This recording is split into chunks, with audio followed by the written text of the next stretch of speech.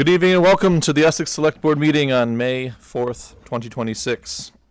It is now 6:30 and we'll call this meeting to order. I ask everyone here in the room to please silence your cell phones, and for those online, please note that your microphones will be muted by default until recognition by the chair. The chat will also be disabled because we have had some bad actors in prior meetings, and this is an attempt to prevent that from reoccurring. We'll start with any changes or additions to the agenda from staff. No changes from staff. There are a few items at your seat. One of them is the application from Alex Sorverson for the Economic Development Commission. We had misplaced a hard copy, but wanted to have the interview, so that's the application form there. Also, a work plan update from the IT department that did not make it into your packet, so that's in front of you tonight, as well as a Parks and Recreation update for their work plan. I think some of the text had cut out, so here's a clean copy there. But apart from that, no changes. Thank you. Any changes or additions from the board? Not hearing any? We will jump into, we don't need to approve the agenda because there's no changes or additions. We'll jump right into public to be heard. Before we start, I will read a couple rules to be followed. First off, please be civil. Secondly, please be brief. As a general rule, any comments longer than a few minutes represent a need to have a deeper conversation, either via email, setting a meeting, or being added to a further agenda in the future. Please keep this in mind. Please refrain from side conversations in the room as well as online. Please make sure that your cell phones again are silenced. Please be respectful of staff as well as those on the board.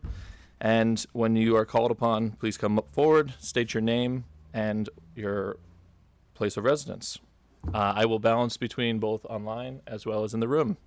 So I'll look to, is there anybody who would like to speak during the public comment period here in the room? Yes, sir, in the front. Please come forward and grab a seat, state your name and where you live.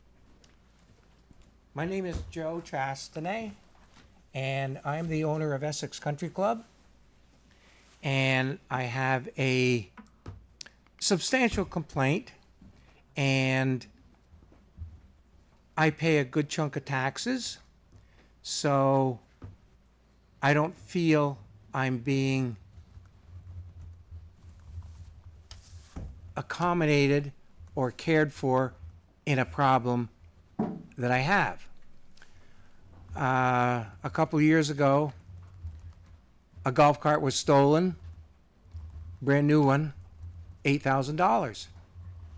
And I called the police about it, and before it was taken, a month before, I had a confrontation with an individual, and I stated at the time, if I have problems down the road, the guy was standing closer to me than you and I are, and I said, this is the guy that's going to do it. If I have vandalism, this is the guy to look at.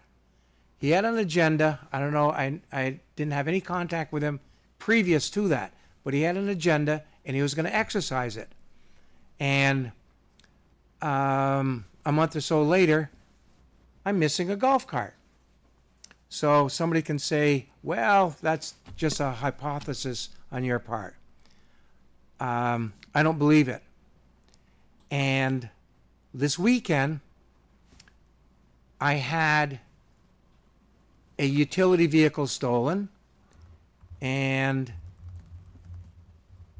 it's a pricey item. If you go out and buy a new one, therefore maintenance on the golf course, has a little compartment, a little dump body, and they retail for $10,000, $11,000. So that was taken, a chainsaw was taken, and a backpack blower was taken.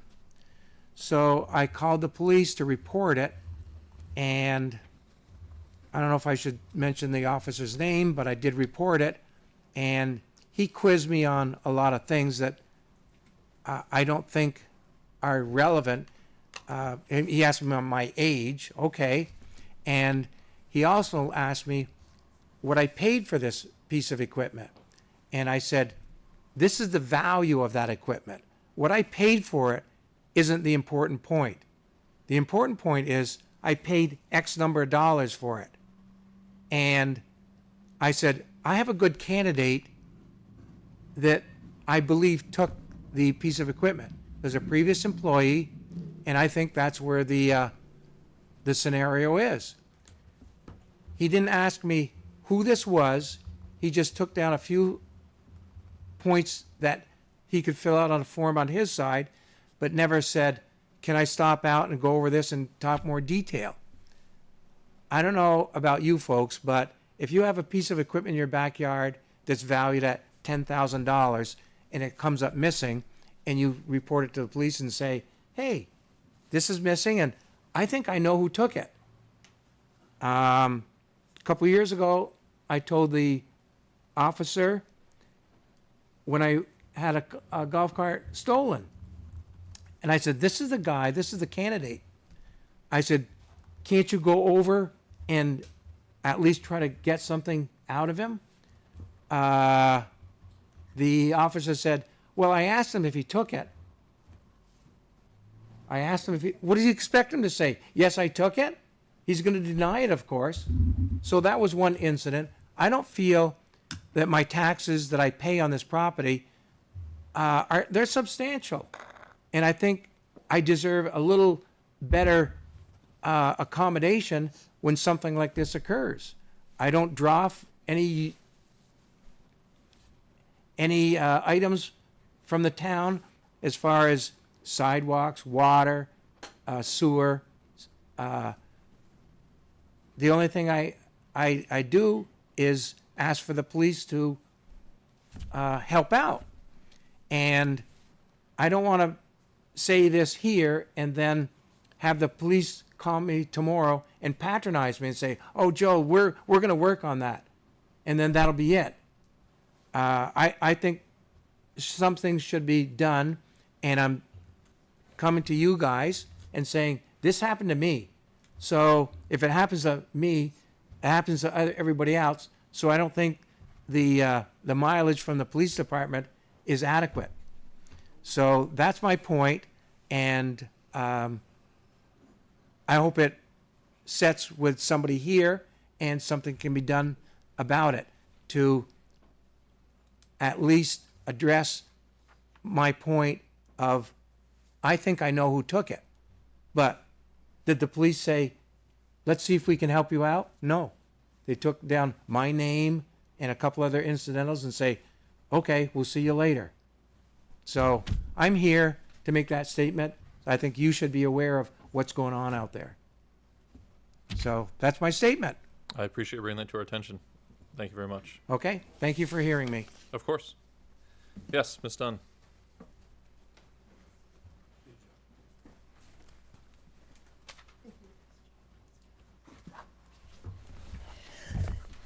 Betsy Dunn, I'm a resident. I live on Cindy Lane. And I have a question for you. About 2 years ago, plus or minus, a month or here, I'm not sure exactly the date, the Conservation and Trails Committee put in a request to have money from our fund pay for the HOA so we can get the access to the Winooski River. And I just want to know, where is this? It seems like it's taking an awful long time. We talked to the man, and they agreed to the price, and we had a price, and we don't have anything yet. Can you tell me where it is? Yes, Karen, is there a brief update you could give?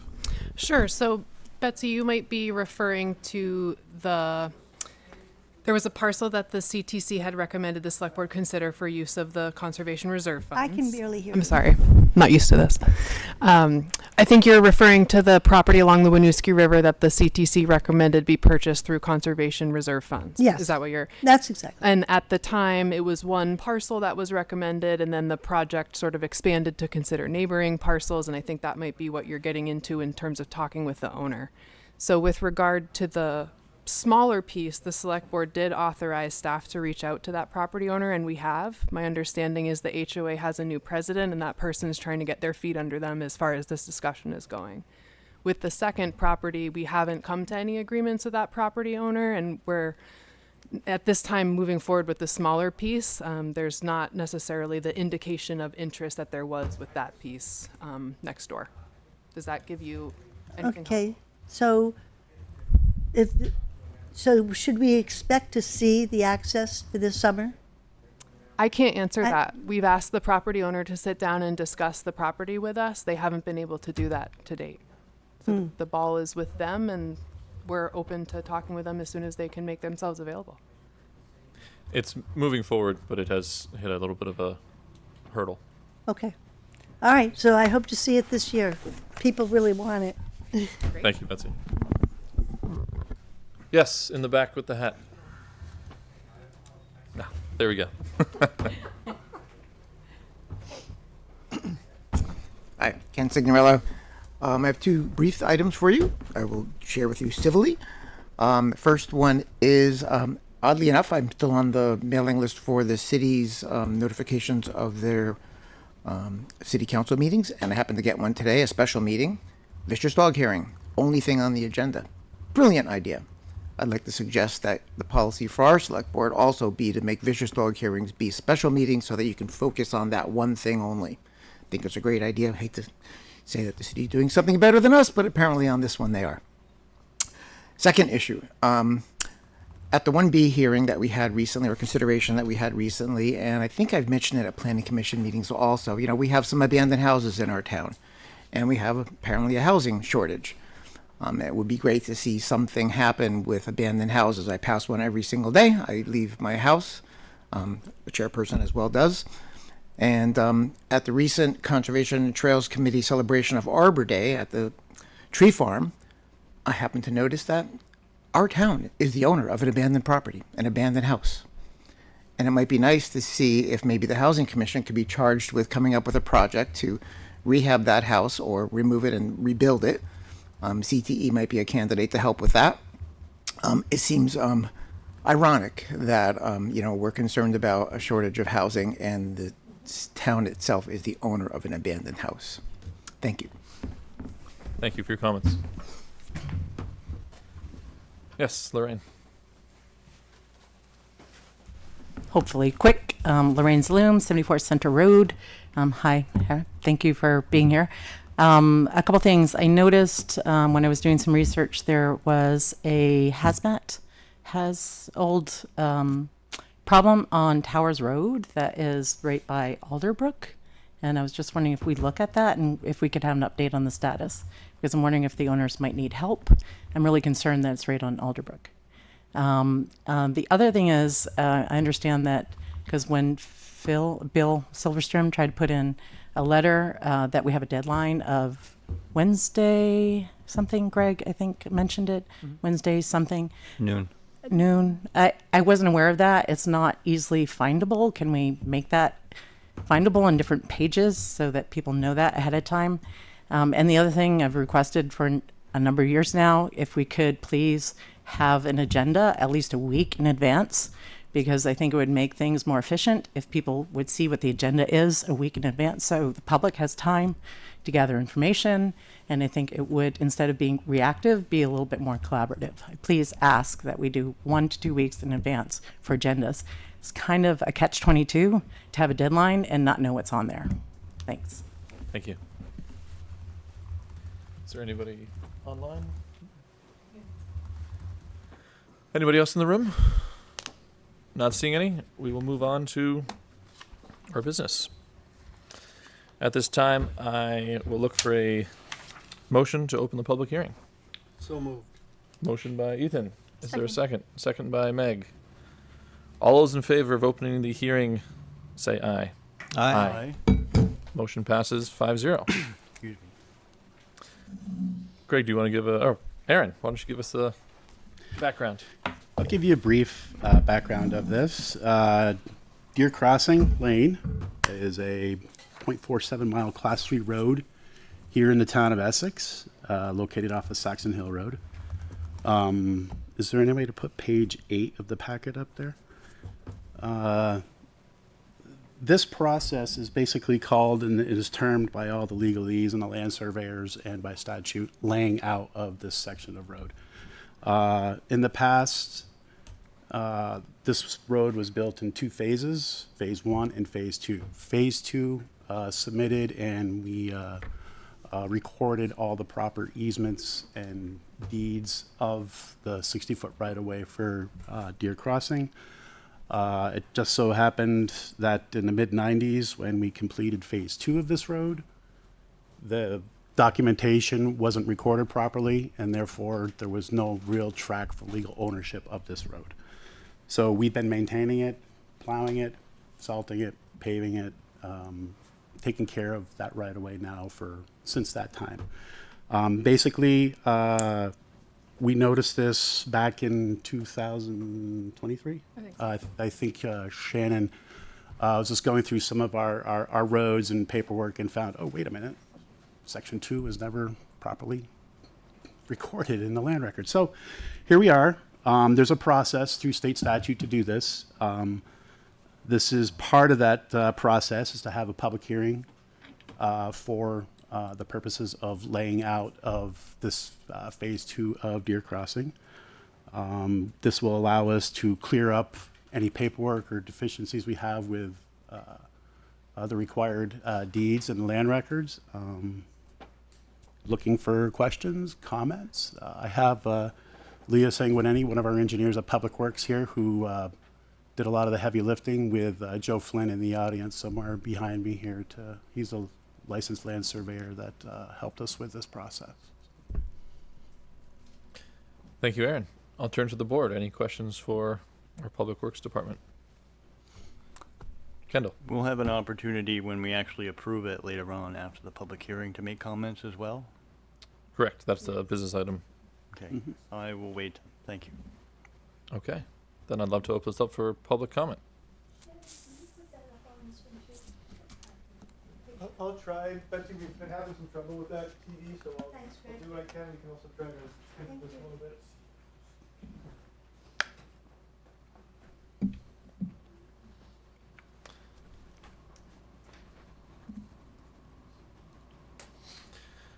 For those in the room who didn't hear that, there was a request to turn on the second monitor, which we're trying to do.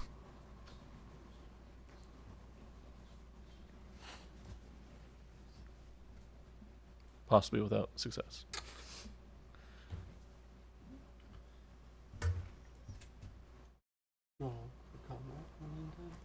Is there any other further comment? Yes.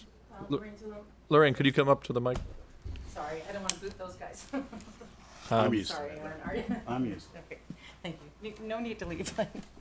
Lorraine Slim, real quick question, maybe Aaron can answer that. I recall the same thing happened with Fleury Road, that we were taking care of it as well. So I'm just wondering how the town is addressing and going through the inventory to make sure there aren't others. And another thing I noticed too from a recent hearing, when I was living in New Jersey, when we purchased property, we were required to have a survey. Doesn't seem so in Vermont. But I think that would help button up some issues if we required surveys before any land purchases were made. I don't know if that could be made at a local zoning level regulation, but I think that would help because there's a major issue now going on with a number of those. A recent parcel that's pushing other parcels over 20 feet, and that's for the whole development. So just a couple things to think about. Thank you. No worries. Yeah, this was caught as part of that process. We do inventory. We take a look at our network of roads and make sure we have all the proper documentation for them. This is one that popped out at us, like I said, back in 2023 that needed some attention, so we're taking care of it. The Fleury Road, there's a lot of history there. We started claiming that one with the state back in the 1940s, and the paperwork never followed, and that was one that we did clear up about, I think it was 4 or 5 years ago. But yeah, I don't know of any off the top of my head that require this type of detail on laying it out, going through this process of laying it out and then recording any deeds for future. So. Thank you. Any other further public comment? Anything online? Ethan, I saw your Move to close the public hearing. Is there a second to close the hearing? Second. Second by Meg. All those in favor of closing the hearing? Aye. Aye. Motion passes 5-0. The hearing is closed. We'll move on to the consent agenda. At this time, I'd entertain a motion to approve the consent agenda. I move approval of consent. Thank you, Andy. Is there a second? Second. Second by Ethan. All those in favor of approving the consent agenda? Aye. A motion passes 5-0. Let's move on to our first business item. Mr. Solverson, if you would come up, or if you're online. Perfect. Please join us up here, state your name, and we'd love to. This is an interview for the participation on the Economic Development Commission. We'd love to learn a little bit about you. And You said Silverstrom? No. I said Alex Solverson. Very close. No worries. That's not me. No. Okay. Is Mr. Solverson online?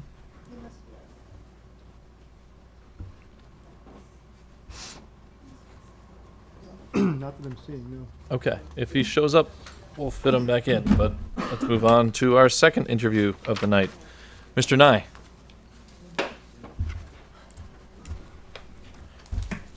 Please introduce yourself and tell us about why you want to be on this board. Okay, Alan Nye, been a resident in town for eons, I guess. Spent 18 years on the select board, with the place where you're sitting tonight on Monday nights. But I've been a member of the solid waste board for 22 years. I'm the vice chair. I have a degree in civil engineering, which seems like it's valuable at times with the issues that the board comes up with. And I would like to spend another couple of years on the board and would hope you would reappoint me. So, Thank you so much. I'll turn to the board. Do you have any questions for Mr. Nye?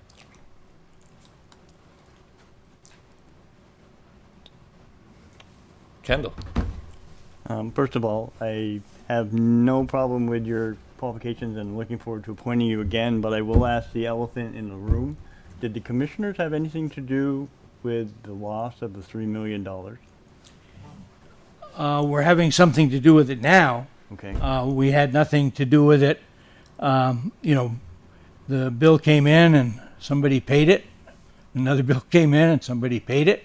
But that, you know, we had approved the overall cost of the project, you know, previous. So, I mean, they were authorized. I mean, it should have been an authorized payment, you know, because we had approved the project to be constructed. So there are a number of investigations ongoing still. I know we have a internal investigation being done by the management at the Waste District. The state's attorney has been called.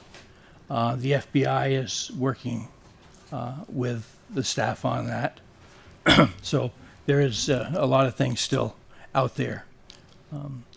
The information that the board gets is that recovery of these kinds of funds isn't, you know, the solution is not very positive with respect to what happens. But we have had a couple of meetings. The Finance Committee has gotten together a couple of times, and they have identified some things that they can save this year in the operational budget that is going to help find the money to be able to continue the project. Okay. Thank you. Thank you, Kendall. Any other board questions or comments for the applicant? Just want to thank you for your continued years of service and Thank you. give us a heads Enjoyable. up when you're not coming back. Right. Very good. I had a question, and this is something I wanted to ask you. I also want to echo the thanks. I appreciate all you've done.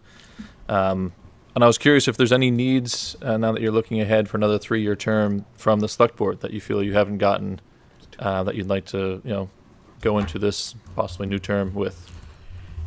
You know, there's a fund that we have, Community Cleanup Fund, and we get, I don't know, I think the town gets maybe $5,000 or $7,000 a year that can be spent for activities.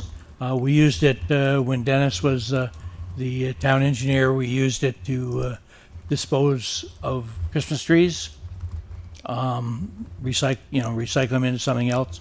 But it's available there every year, and it gets up to a maximum amount of money, and then we stop adding to it. But Boy Scout projects that somebody may come in and want to talk to the rec department or town about or whatever on, recycling, cleanup, anything like that, that money is available. And we don't, I'm not out there in the community as much as I was, 20 years ago with swim team and a few other things like that. But so I'm not involved in those youth programs and whatever this money would be available for projects that they would want to do to help the town with cleanup and whatever.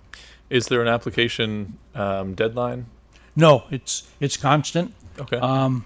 They can either send it directly to the waste district or to me. The waste district gets back in touch with me to find out if it's something that we should be doing in the town, and whatever. But, Well, thank you for bringing that to our attention. yeah, I think we did a cleanup of a little bit of Indian Brook one time with some of that money.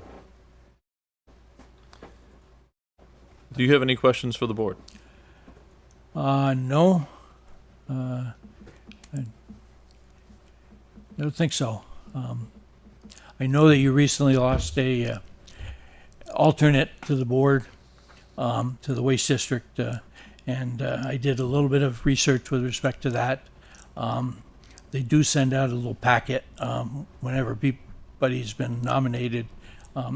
I go to just about every meeting, so there wasn't much for her to do other than, go on to the meetings, but we only get one vote no matter what it is. So, but I was sorry to, see her get off the board, but I have made management aware of it at the board, and I think they will try to do a better job of bringing people into the fold in the future. I talked to Greg a little bit about it. Yes, thank you. Well, I appreciate your time. Andy, I see your hand. Yeah, I make the motion that the select board reappoint Alan Nye to a 2-year term to expire May 31, 2028 as the Essex representative for the Chittenden Solid Waste District Board of Commissioners. Thank you, Andy. Is there a second? Second. Ethan, we got the second. Any further discussion? All those in favor? Aye. Motion passes 5-0. Congratulations. Thank you. Thank you. Have a great evening. You as well. Do well. Great. With that, we will move on to business item C. Consider approval of alterations to Deer Crossing Lane. Yes, may I help? Could I make a comment? I'm sorry that Alan left. My name is Walter Adams. I am, sorry, I'll be right with you. Sure. Every day I drive up and down 289, and I cannot help but notice the amount of trash that's on both sides of the road on 289, especially just before it gets picked up in the 1st of May. And I'm firmly convinced that the reason that that trash is there is because of the number of uncovered pickup trucks traveling to the recycling center, transfer station, and that the transfer station is not asking them to leave or will not help them if the load is not covered. And I think the town should be writing a little note or asking Alan to express that concern to that board to ensure that they insist that every load be covered when it arrives. That is a high-speed highway, so the stuff that doesn't blow out on all the other highways ends up coming out of the truck on that little stretch of road from 15 to 2A. And it seems like that one has way more trash on it than it should have compared to all the other roads in the general area. And I can only assume it comes from that purpose. Well, thank you for raising that. I appreciate it. All right, thank you very much. Let's move on to business item C. consider approval of alterations to Deer Crossing Lane. Welcome back, Aaron. We'll start, we've just had the hearing. I don't know if you want to give anything else about the background. No, we have a recommendation in there. I know there was a question raised by one of the board members today. It's pretty much the legalese that we need in the recommendation. It's by statute. We had confirmation that this language should be the recommendation per our licensed land surveyor. It's something that he sees frequently. So, Thank you. I know, Kendall, you had said you wanted to wait for your question until now. Lorraine asked the question and you answered it that I had. I also wonder, this had already counted toward our road inventory mileage, right? yes. It did, yeah. Thank you. Further questions from the board? We will open up back up for public comment. Any further public comment on this issue at this time? None online? Yes, if you would come. Sorry, it's Walter Adams again. You can stay there. I'm not getting up to go to the thing. Do you Up. have any idea what the Mr. Adams, average slope Excuse of me, the sir. road is We- that's going to be approved? excuse me, we need you up here so we can hear you online and everything else like that. Do you have any idea what the average slope of the road is that's being approved? I do not, off the top of my head. Is it flat? Is it steep?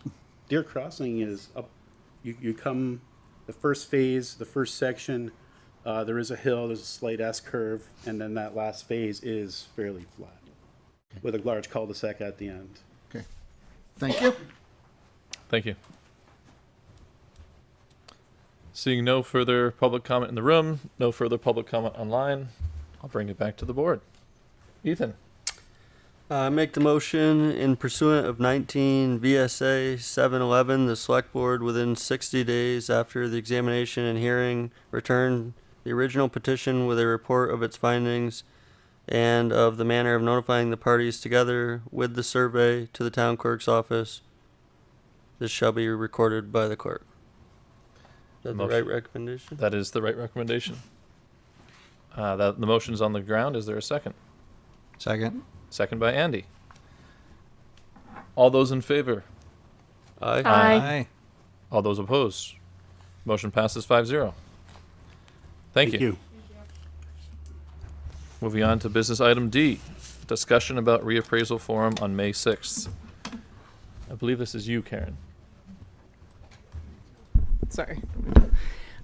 Thank you, Shannon.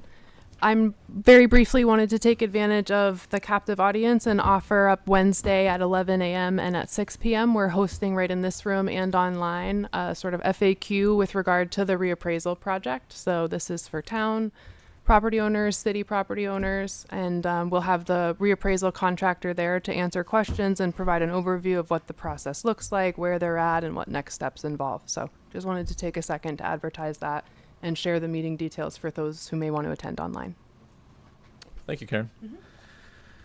I don't know, there's also the lovely sandwich board outside has had information on it as well. So I'm glad to see it's advertised in many places.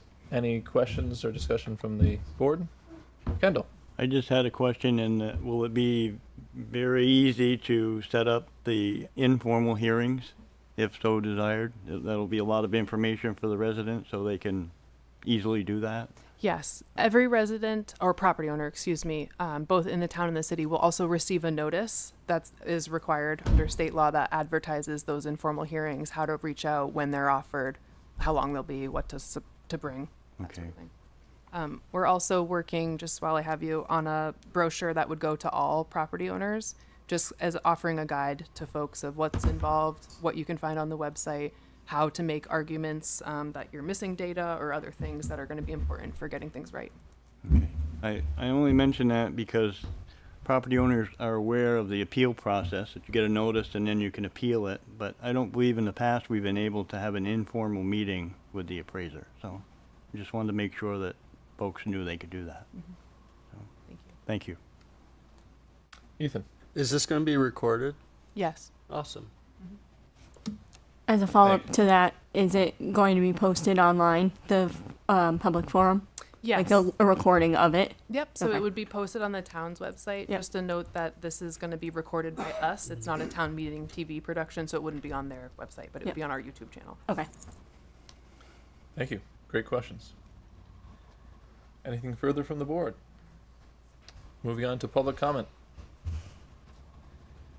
Seeing nothing online, seeing no hands in the room, we will move on, as this is just a discussion item.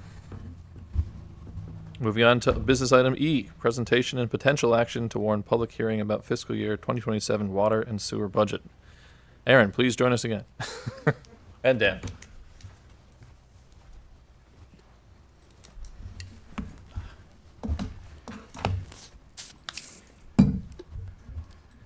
All right. So you've received this at the previous meeting in the reading file. There hasn't been any real significant whole change to the budget this year. This meeting should be a discussion back and forth regarding what your thoughts are, where you think the needs are, what you would like to see different from this. This is a presentation of what the department does need for FY 2027 to operate and maintain our water and sewer system. There are a number of things this year that have had some impact to this year's budget. We are currently in the process of working with Alderton Elliott, our consultant, on a rate and fee study, which will have,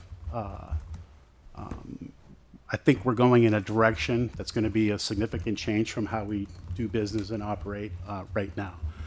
This has had some effect on what we're budgeting for, what changes we're going to make. We don't want to make a lot of wholesale changes in the budget and then come around with a new fee structure, rate and fee structure that we're going to be bringing back to the select board for approval here this summer, next year, to the ratepayer. So we've been mindful of that. We're about 60% complete with this study. We're working closely with the finance department. We're bringing in the management team here shortly, and we will be bringing something to you folks this summer to take a look at, review, and offer comment to. Another impact here are the ordinance changes we're making. We started off with, as you know, the sewer allocation ordinance updates. This has facilitated changes to both the water use and the sewer use ordinance. The sewer use ordinance is in the reading file for this meeting, and we'll be back here on the 18th to discuss that in a little more detail. Also this year, we've been working with the City of Essex Junction and their team regarding the two-party agreement. We are part of the Tri-Town, and that runs the treatment plant. The City of Essex Junction owns and runs the treatment plant. The Tri-Town is an agreement between the Town of Essex, City of Essex Junction, and the Town of Williston. Offers input and budgeting and capital planning of the facility. In addition to that, the Town of Essex has 4 separate gravity sewer connections into the City of Essex Junction. That basically the two-party agreement manages, and it's a bit dated. The document we had to have retyped because it was that purple photocopy stuff. I forgot what they used to call that. But yeah, it was mimeograph. Yeah. That was the only copy we had once upon a time. That said, we've been working with the city staff to come up with edits for this two-party agreement, which we'll also be bringing to you this summer as well. But as it stands right now, in the past, there wasn't significant tracking of flows and or maintenance costs associated with the commingled sewer in their gravity system. You see in some of the line items under the sewer account some increases. We've also kind of pulled those out because basically they're a function of R&M, not necessarily flow-based. And we just want to identify those costs so it's easier to track moving forward each one of those. But yeah, the two-party agreement, we're currently making the edits. We have a meeting, I think, this week or next week to discuss the update. Also, as part of the two-party agreement, there's not just taking care of the gravity sewer, and the commingled gravity sewer, but there's also 2 pump stations where the town of Essex has a significant amount of flow that we dump into these stations. One of them is Susie Wilson Road Pump Station over by CVS. That receives around 100% of town flows, but it's a village-owned or city-owned station. Downstream from that is West Street. West Street Pump Station is about 70% town flows. But the city has identified a significant project that needs to be completed there. The station is far under capacity. Any further development either in the town or the city is going to require some significant updates and upgrades to the station. So there is a project that they've bonded for design, and they're going to be, we're working through design plans right now. And identified as one of the budget line items in the sewer account budget, that project is identified there, that bond payment. So that was another significant impact to this year's budget. As most of you know, the water sewer budget is made up of 3 separate accounts: a shared account, a water account, and a sewer account. This year's shared account, we're looking at $1,075,542, with the largest portion of this budget being labor and benefits costs, which is approximately 86% of that budget. And as we've done in the past, there's a certain amount of shared costs associated with that for water and for sewer. We've identified that with us picking up Champlin Associates as our contract ops for our pump stations, we've seen a marked decrease in the amount of time that our operators spend in sewer. So we have a split between of the shared budget of 60%, 40% water and sewer. So that total budget cost is split with is split between both the water account budget and the sewer account budget, and added to those operating accounts. The water account budget for FY 2027 is $1,077,720, with purchase of water from Champlain Water District making up over 3/4 of that budget. We're looking at a proposed rate increase over the current rates of 4.31%, which would put the total water rate at $6.96 per 1,000 gallons.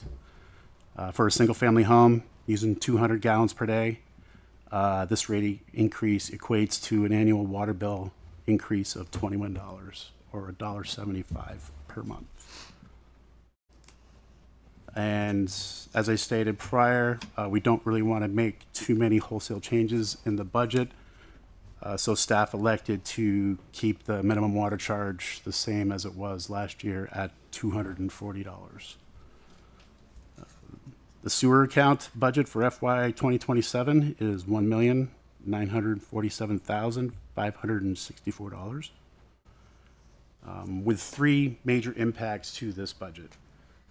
Treatment costs, of course, from the City of Essex Junction, the repairs and maintenance contract that we currently have with Champlin Associates, and the additional costs associated with the 2-party agreement within the city with the City of Essex Junction, and the future bond payments that we're budgeting for the updates to the West Street Pump Station. The proposed rate this year is going to see an 8.97% increase and is $13.08 per 1,000 gallons. For a single-family home using 200 gallons of water daily, This year's rate increase equates to an annual sewer bill increase of $78.60. For those connected both water and sewer, $99.60 for the year. This would be an increase with those connected to both of 7.31% of what they're paying currently. Right now, on the budget timeline, we're at item number 2. This is our discussion. This is the board's time to provide input, tell us what we need to fix, what you want to change, or address any questions you folks may have regarding how we got to some of these numbers. What we're looking for tonight is a recommendation here to warn a public hearing for the water sewer budget for the May 18th meeting here in 2 weeks. Thank you, Aaron. I will turn it to the board. Any questions for our staff? I saw Ethan first. Oh, go ahead. I'll go. Okay. Thank you for all the presentation, as always. It was great. I just have a couple clarifying questions, mostly in sewer. But R&M infrastructure, I know that we added the R&M pump stations this year. But can you remind me that before 25 there was no chaplain that was 269,136 in 24 because of repairs and maintenance? No, we started the Champlain contract. We've been working with them for about 3 years now. 3 years, but they were only part time. No. 3 years ago, we jumped in and they took over all operation and maintenance of our pump stations throughout the community. Didn't we just sign the agreement last year? That's the second one. That's the That's renewal. the second one. Yeah. But it was different than the first one by quite a bit. There was a big change. So can you remind me of what the change was? No, I don't think so. Yeah. We had our guys in the field before the original agreement. They were just backing us up. No, the day-to-day maintenance We were doing- was done by Champlain. It wasn't. We would back up with emergency call out and carry the pager. But this time now we don't have to do that. We still have do to carry the that. pager. Yeah, something was different because the value went up. Like they charged us like $100,000 more No, in the last year. I can get that. I don't have it in front of me, Ethan. Okay. But I can get the old contract and Well, I can. okay. Well, part of my question is, and I'm just trying to, I'm really trying to find out where the emergency money is being spent in this budget, because I don't see any of the repairs out of the reserve fund for what happened on 15 over 23, 24. So I was wondering if they were hidden in R&M infrastructure, but that answers my question that no, they're not, because I'm just concerned with $85,000 for repairs and maintenance for future year 27 after historically spending an average of $250,000 over the last 4 years. I understand the pump station contract has something to do with that, but I'm just not finding anywhere else where large transactions have happened for the repair. So is that all coming out of capital, the emergency repair? Some of it does. So let me just tell you. I can tell you that the 85,000 that you're looking at in the sewer, Ethan. Mm-hmm. I see the line item right below it, the That- 246 for the pump stations. Yep. I see the shift. I understand the shift. That's for replacing a variable frequency drive if needed. Motor. That's for replacing a check valve. Small break here, which we don't like to talk about. The larger ones, something as significant as the three we saw on Center Road, or the Lang Farm break we had 5-6 years ago, those usually find themselves back here discussing with management and finance, and that's money that we usually back up from the undesignated reserve or designated reserve. Is it designated? Undesignated, yeah. Okay. How many years do you have on your spreadsheet in front of you? I know the 21 is in the packet, but does your computer tell you years before? Because I look back at the prior water sewer budgets, and it's pretty average to spend $100,000 a year for R&M maintenance. like dating back to 2017. So I'm just curious why we went from averaging, you know, that 100, 120, 150, 130, 90, 70. I'm curious how that went from 151 in 23, which if, you know, budget year 23, if you would set a contract with them in 23, we would have paid them that year. Then that became in 24, 269,000, which is only $110,000, right? You just hear me out. Now 25, and we know 26, the $246,000 that it cost to operate the agreement with Chaplin. Just trying to figure out where the disconnect is with the rest of those numbers. I can honestly say over the last 3 years, we've seen a significant uptick in the amount of small maintenance items that are caught by the Champlin staff. At times, some of those small little items, those maintenance items that are allowed to fester or aren't properly addressed in a timely fashion, can become a very large dollar repair. I have to say, and you know, I do know of a couple episodes where that has happened in the past. Did we change our repair and maintenance schedule on some of that? Yeah, you learn after every major break. But part of the big sell of Champlin Associates when entering into the contract with them was what they brought to our bench. And there's a depth of technical knowledge that they bring regarding the operation, maintenance, and just the functionality of how a pump station works that has helped us a great deal. And we've seen a significant decrease in callouts, which are usually due for small failures and or large events. So I don't know that there is a need for as much money as we had in the past, because some of that money was for reactionary spending of these larger repairs. I just want to make sure you're hearing my direction where I'm coming from in support, because I think that should be around $150,000, because, you know, we have put ourselves in a later business item today to accept a grant that's going to tap some money out of the emergency reserve. So I'd hate to underfund this and have you spend 120 and wish you had the 40 without tapping reserves. So, I mean, what I've found for a number, if you look back to 2017, I mean, $150,000 is pretty average for R&M. But just something to maybe double check before we public hearing it. Understood. And I'll look at the previous contract and work with Dan to get the financials of both contracts, and we'll get it back to you. Yeah, no worries. Yep. Thank you, Ethan. Thank you. Meg? So I had a couple of questions around the Champlin agreement as well. My understanding is that it's to help, and like you said, kind of your bench support for monitoring and doing repairs and maintenance. It's equates to around 10.8% of the total budget.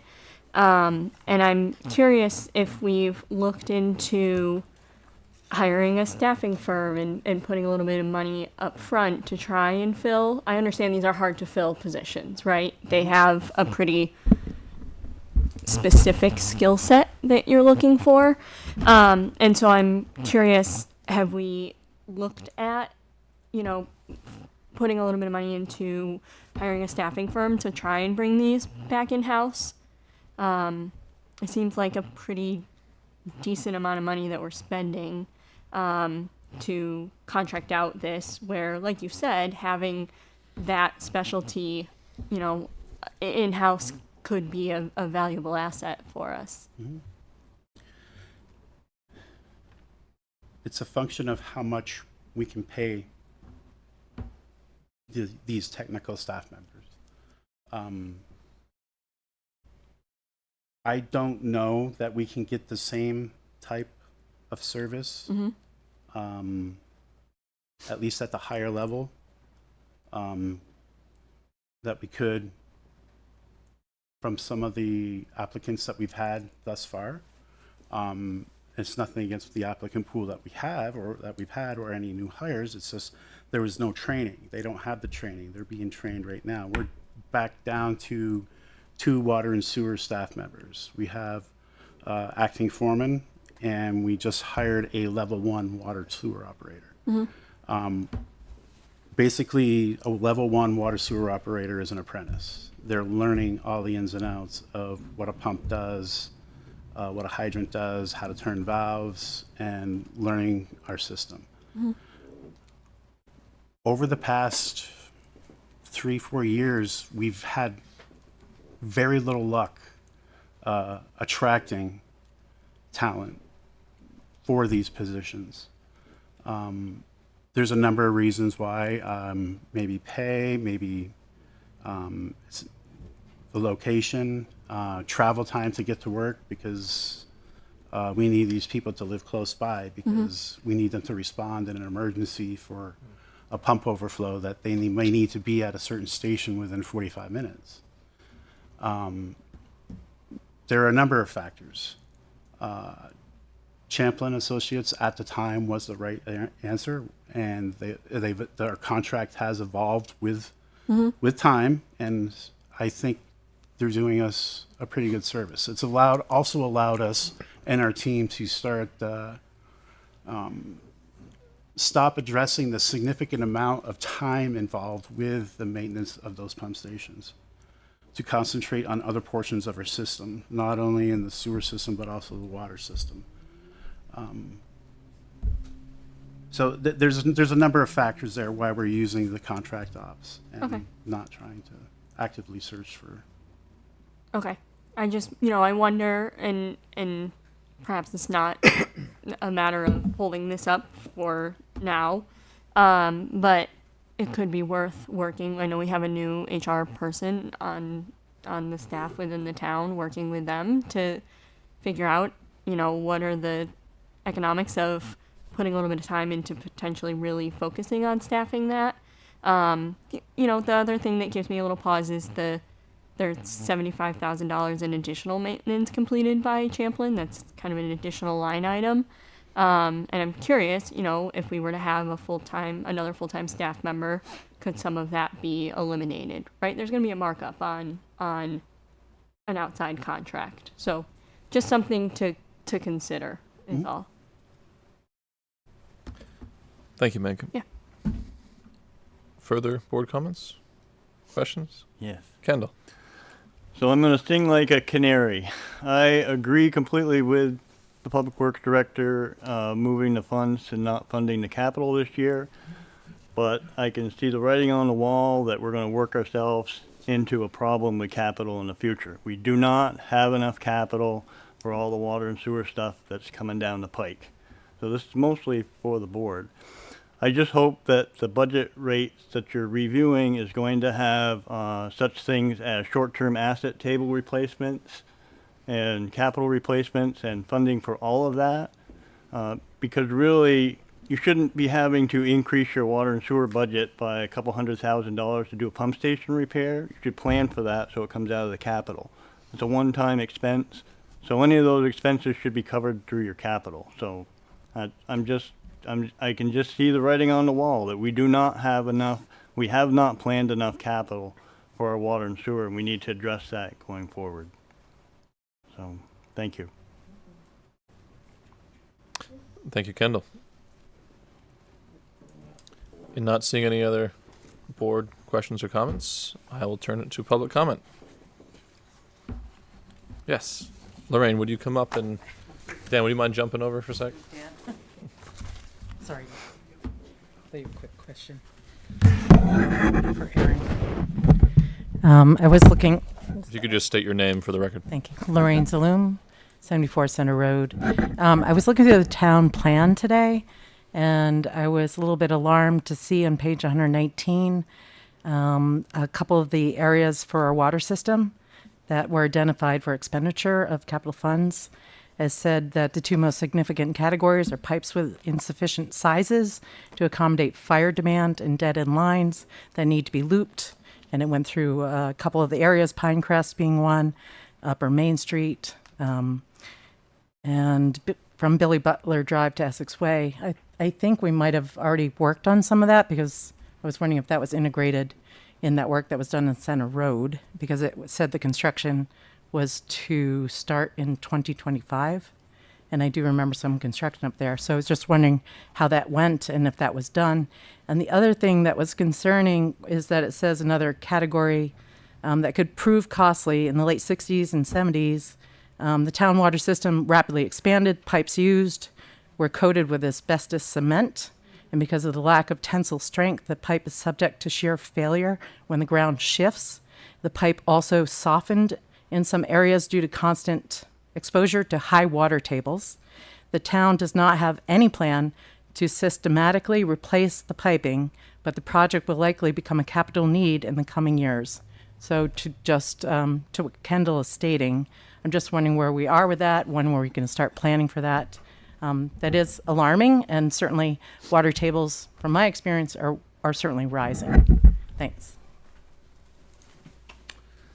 The town center waterline looping project from Billy Butler to Essex Way was completed, I believe, in 24 was the final completion date. That was a 12-inch line that connected on the other side, on the 8090 Upper Main side of Route 15, and brought more capacity for water flows within that area to foster future development in the town center corridor. There was mention of asbestos pipe. It is very unfortunate, and speaking purely as a civil engineer, water resources engineer, I do not like AC pipe. The pipe is made of asbestos cement, not coated. It does have a higher failure rate than other pipe materials. One of the major booms in development in Essex was back in the late 60s throughout the 70s. This pipe was pretty much sold to all engineers and contractors and municipalities that it was the best thing, ease of installation. We always know that the next best thing is usually can come crashing down around you, but we do have a significant amount of this pipe in our distribution system. We have gone through, as part of our capital program, we did some leak detection throughout the community. We found no significant leaks in any of this infrastructure. Does it eventually need to be replaced? Yes. Every single water line that we currently have in our distribution system has a useful lifespan, and eventually will have to be replaced. Currently, Annie and I are working on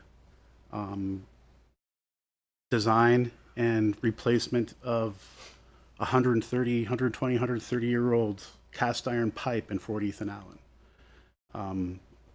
There's weigh the benefit. A lot of that pipe is 6 inches and completely tuberculated, and fire flows in the fort in some areas are not the greatest. That design is currently in final phase of design. We would like to get that construction, and that's all done through funding we have available in our water sewer capital fund. Thank you. Any other further public comment? There is a hand in line. Irene Renner.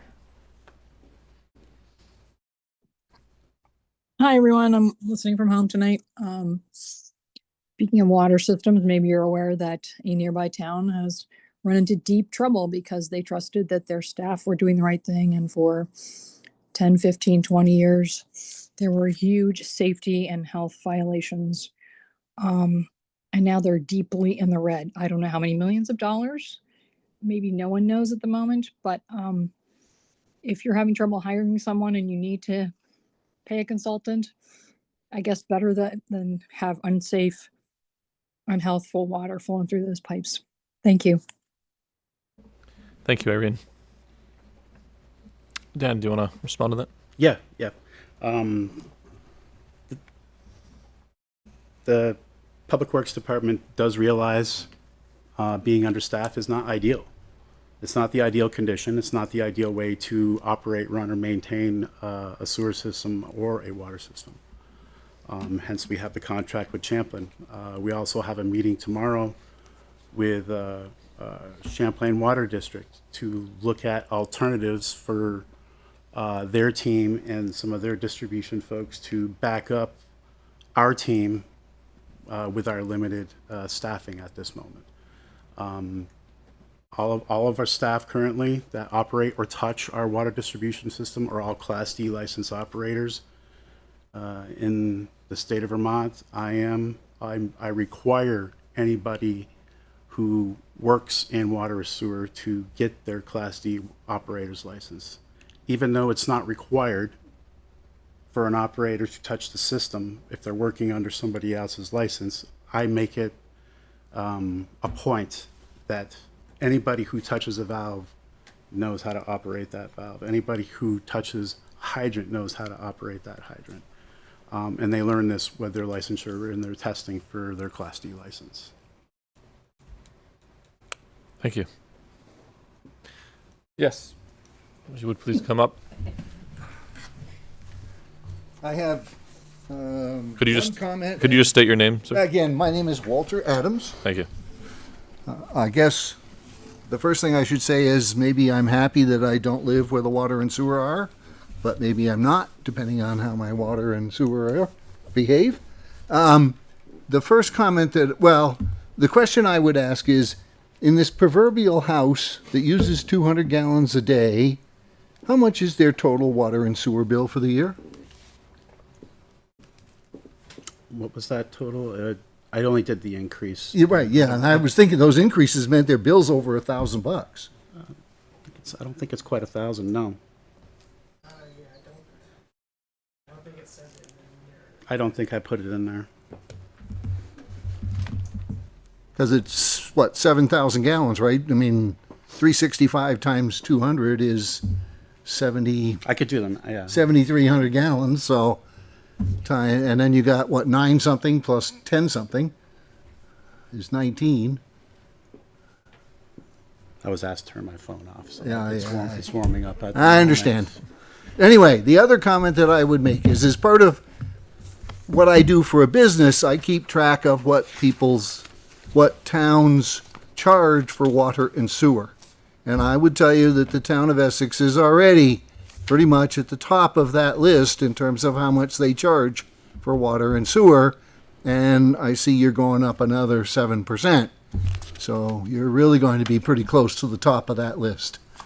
Yeah, so that's just a comment. I'm not trying to argue whether you've got the right number and everybody else is not charging enough or what, but I'm just saying, and of course every town is different based on what their piping system looks like, how many substations they have to take care of, how many pump stations they got to take care of, all that kind of jazz. So I'm just, when I do those numbers and have to put them in, the town of Essex is right near the top of the pile. So what do you think? Do you have any other comments? Nope, that'll do me. Thank you. Great, thank you. $1,462.92 per year for clean and safe drinking water and a means to dispose of any waste from your home. I think it's a good deal. Thank you, Aaron. Any other public comments? Ethan, I saw your hand. I just wanted to let people know, last year it cost me $42,000 to drill a well on my property, so. $1,000 a year is pretty reasonable. I'm just going to interject. Aaron, I know in the past, in some of your numbers you've sent, you've actually compared our rates and different things to other towns. Do you have an idea of where we fall with our neighbors? Yes. We're towards the top of the pack. I think there's like 2 or 3 communities that are above us for sewer, and we're about middle of the pack for water. Great, thank you. Yes, public comment.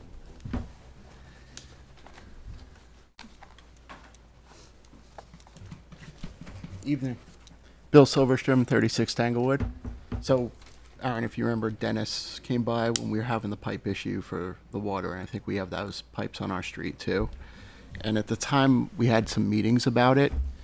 And those pipes, there were two ways to deal with it. You could replace it, or if it was degraded not to a certain degree, I believe that you could, did you have some robot or something that went down it and Robots. recoated it? Is that what I'm talking about? There's Okay. there's ways to. So with this being in a thing that's on the horizon for a cost for the town, if we wait, doesn't it make it less likely that we can use those as opposed to being able to do it sooner because they're going to continue to degrade below that point? Or is this something that we just can't deal with right now at all? We haven't fully investigated slip lining some of our water system. It's an option. There really isn't the excessive tuberculation that you'll find in AC pipe versus cast Okay. iron pipe. It doesn't Yeah. have the same reaction or whatever. Correct, but that's So, tough. Uh-huh. it's an option. Replacement's an option. All right. And one last question. Is the cost a lot more in removal of, when I hear the word asbestos, Yeah. does that make a big difference if we got to pull that out, or do we leave it in and just go around it? Yes. Right. Well, the thing is, you know, like our street, there's a ton of stuff under there and there's not room for much of anything. So that's why I bring that up, because you almost would have to remove to replace. And then that means there's that environmental cost that comes with that, correct? There is an environmental cost. It does have to be treated differently than removal of, say, PVC or Correct. cast or ductile. Yeah. What that cost is and what the cost benefit is to slip lining. It's funny. They always, same thing with directional drilling, a new line. Yeah, right. They always keep that price just right there, so it's competitive with. I get it when they're looking at the both. conventional. Yeah. Okay. thing, so- All right. That's all I have. Thank you, sir. Thank you, Bill. I did see a hand go online. Sharon Zukowski? Yeah, hi. This is a question for Aaron. I thought the asbestos in the water pipes, it's not the same asbestos as you have in your ceiling or floors. It's like long strand. So it's not like it's going to get released into the air or anything. It is like something you wouldn't just throw in the trash, but I don't think it's as dangerous as, the kind that you're removing in a school or something like that. That was just my understanding. Sharon, I'm not going to go on the record saying asbestos isn't dangerous or which variety is better for you than, but you're right. It's just the material. It's asbestos. You have to handle it differently. Have I seen it in my past as a site engineer? Have I seen people cut into this stuff? Big clouds of smoke? Yes. Have I seen mishandling of asbestos pipe prior to my work here at the town of Essex? Yes. Is there a process? I did solicit some training for our crews, I don't know, about 12, 15 years ago on how to deal and properly manage asbestos pipe when you're repairing and or replacing certain sections. It was mainly directed towards people that work for the town that are working on repairs, on how they handle it, how they bag it, and how they dispose of it after the fact. Yeah. And quite honestly, the potentiality for that pipe and those particles to go airborne, it's a water line. There's plenty of water in the ditch, plenty of mud. Right. And it is, I got this from Dennis because I don't know if you remember, and I'll let you go because this is, off the subject a little bit, but we had a pipe burst because of bad contracting on our street. And I talked to Dennis and he said that was a different kind of asbestos.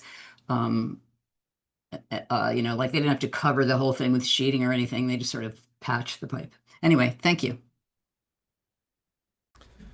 Thank you, Sharon. Kendall, I thought I saw your hand for a second. Is that? I did. I've kind of lost my train of thought. I was just going to mention, adding to what Ethan said, a mound system sewer is $30,000 to $50,000 as well. Yeah. So when you look at $1,000 a year for water and sewer for the family, that's a hell of a bargain. Thank you. That's good reference. Not seeing any further public comment, I will turn it back to the board. What is your pleasure? Andy? Make the motion that the select board warn a public hearing for the proposed water and sewer budget on May 18, 2026. Motion by Andy. Is there a second? Second by Kendall. Further discussion? All those in favor? Aye. Aye. Motion passes 5-0. Thank you all. Thank you. Thank you, Aaron. Thank you, Dan. We'll move on to business item F. Consider approval to request authorization to proceed from Northern Borders Regional Commission grant to do infrastructure design for the new complex at 8090 Upper Main Street. I don't know if this is Karen or Greg, but can you give us the background on the I'm memo? happy to start. And I'll share my screen here, so I'll try to multitask. Just to sort of bring us back to how we got here, the select board authorized the purchase of a property a couple of years ago up at 80 to 90 Upper Main Street. The intent was for a new municipal complex to be constructed there. The conceptual plan shows a new town office, library, fire station, a community center, recreation spaces, and lots that the community identified housing to be the highest and best use of those sites. So that's the hope and the vision for the town center project. We're at the point now where we have been awarded a grant to move forward with the design of what we're calling sort of phase 2, which is the right-of-way that would serve the core of the project. I'll move to a map here, just in the hope that that helps folks visualize what I'm sort of talking about. Oh, excuse me, maybe I won't. Maybe I'll just stay here. Okay, I'll just stay here. I'll attempt in just 1 second when I'm not multitasking. So just to bring us back, we're trying to move forward with that first phase. There's a number of things that we are looking for the board to authorize tonight if the intent is to do that. One of them is to the funders of the program. They are offering us $500,000 with the town's commitment of $1 million in match to fund this $1.5 million right-of-way design project. On the screen, I've put two different ways to look at those numbers. One is by task. And so up at the top, you can kind of see the different pieces of the project. One is the sort of initial data collection. The two is the turning that into a roadway profile. And then that's the sort of top of the ground. Underneath, you build the utilities once you have that roadway profile finalized. There's also going to be public outreach and technical support that is outside of the funding from the grant due to a fund balance assignment previously approved by the board. So that's the sort of top chart. The bottom tries to share how those tasks are going to play out both on the calendar and across funding sources. So ultimately, if we're able to move forward tonight, we'll be spending the next 2 calendar years putting that design together. And there's, you can see $500,000 pledged to come from grants to support that work. $452,000 represents the cost associated with the utilities. It's water and sewer, as Aaron was just describing, would serve that site. So that's the cost of that utility work to propose to come from water and sewer reserves. There have been capital funds assigned of just under $250,000 to support the project, mainly coming out of the capital fund dedicated to the municipal complex. And there is a sort of TBD asterisk on the far right that indicates that there is a 3rd year of funding here. We're looking at 28. We don't have authority to secure funding at this time for that time. So we'll need to move through different approvals at a later time with the board when funding in those years comes up for approval. So that represents the number that will need to be found in future years. At the bottom, you can see some ideas about where we think we'll find that, should that be asked of staff to make some suggestions. So those include things like additional capital funds, interest income, fund balance assignments, donations, impact fees, additional grants, additional reserve funds, or local option tax revenues, should one be adopted throughout the course of this project. And just for all, that's the language that was approved as potential funding sources by voters on town meeting day when the board asked if we could move forward with this project, identifying those funding sources to be used to support the project. So I'll pause there and see if I can sort myself out here. Thank you, Karen. That was very thorough. Great. I'll turn it back to the board. Do you have questions?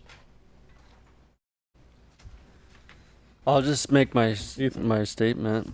But I think we should really be thinking about if it's appropriate to take $452,000 from the Water Sewer Emergency Reserve Fund while we have the opportunity now to maybe look at our capital program and shift some capital priorities that were slated to use capital funds instead. But I also understand it's going to be part of the water sewer system, and you know, it is for the town, and the town ratepayers have paid into that fund, but it is just a little worrying to spend our reserves.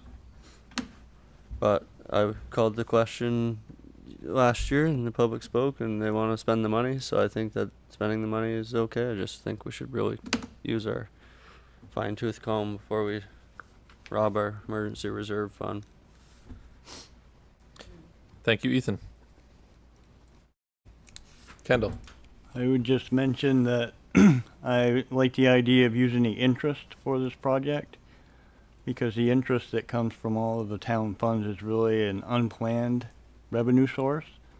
And rather than using it to artificially subsidize the operating budget, this would be a good use for it.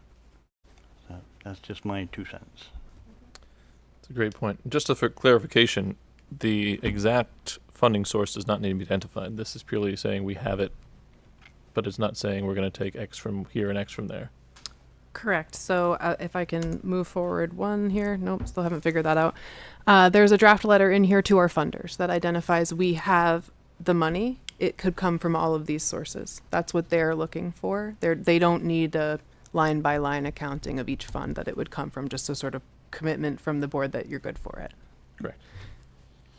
Thank you. Ethan. But a fair assessment right now is that this is the way we plan to pay for it. Right? Is that fair? Certainly there's $452,000 slated to come from water sewer. Thanks.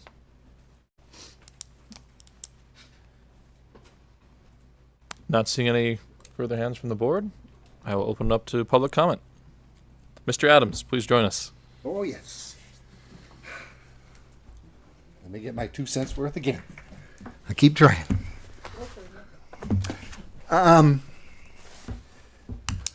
Just for fun, could you state your name again? My name is Walter Adams. I live on 60 Indian Brook Road. Thank you.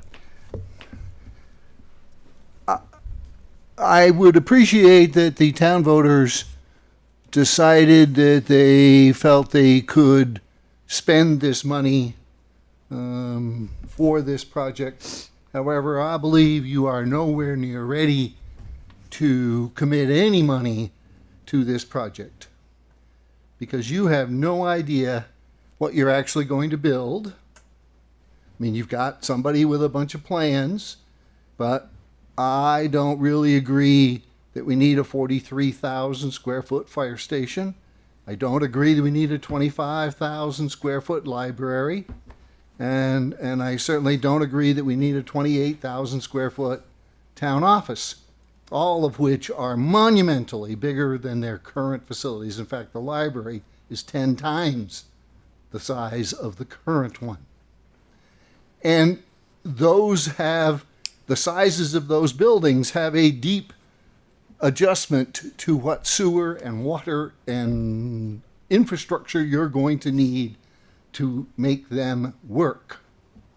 So I think you're not ready to spend any money from that standpoint. And there's no hurry, because assuming that this project is somewhere in the range of $100 million, I've heard nobody tell me how we're going to fund the rest of this project.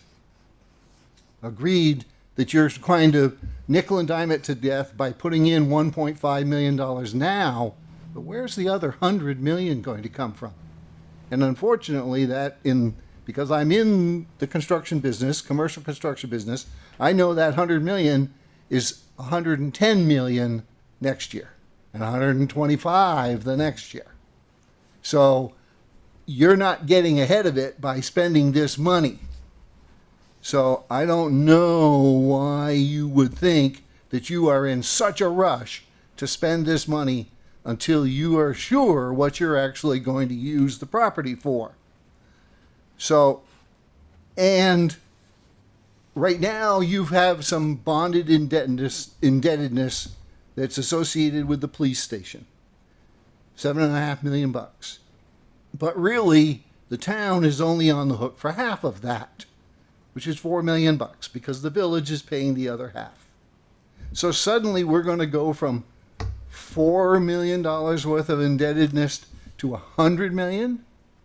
And I don't know if you saw the report in the, I guess it was in the Essex Reporter, that the school district is suggesting they need between $150 and $200 million for their maintenance of their buildings. So between the two of them, we're talking about a $300 million bond issue, or monies there in that range. And that, to me, makes what this town spends now look like a piker compared to what that would cost us. And you say, well, okay, well, we can afford to spend $4 million now. Maybe we can afford to spend $30 million. So every 20 years we borrow $30 million. Well, guess what? You'll never catch up. The cost will go up faster than you can spend the money. Is what it boils down to. So you'll never get the buildings built. And by the time you get them built, it'll be 100 years, if you can. And by then, all the infrastructure needs to be replaced, and the first buildings are falling apart, and you got to start over again. And that makes no sense to me. So I have two alternate proposals for you, which I think make a lot more sense. The first is we give the land to a developer or a group who will build an Indian Acres style affordable housing development, like what got built right after World War II in the village, with 1/8 to 1/10 acre lots, 800 to 1,000 square foot single level homes. And that way we could build 10 of those houses every year for the next 10 or 12 years and look like a hero, get us some affordable housing, and have it make a lot more sense than investing $300 million in buildings that are just completely out of scale with what this town needs.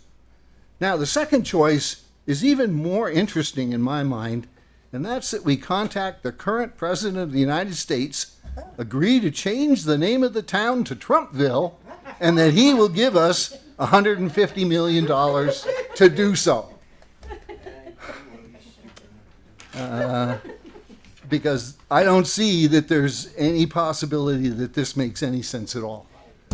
A $300 million indebtedness puts every person of the 12,000 people in the village, in the town, in debt for the tune of $25,000.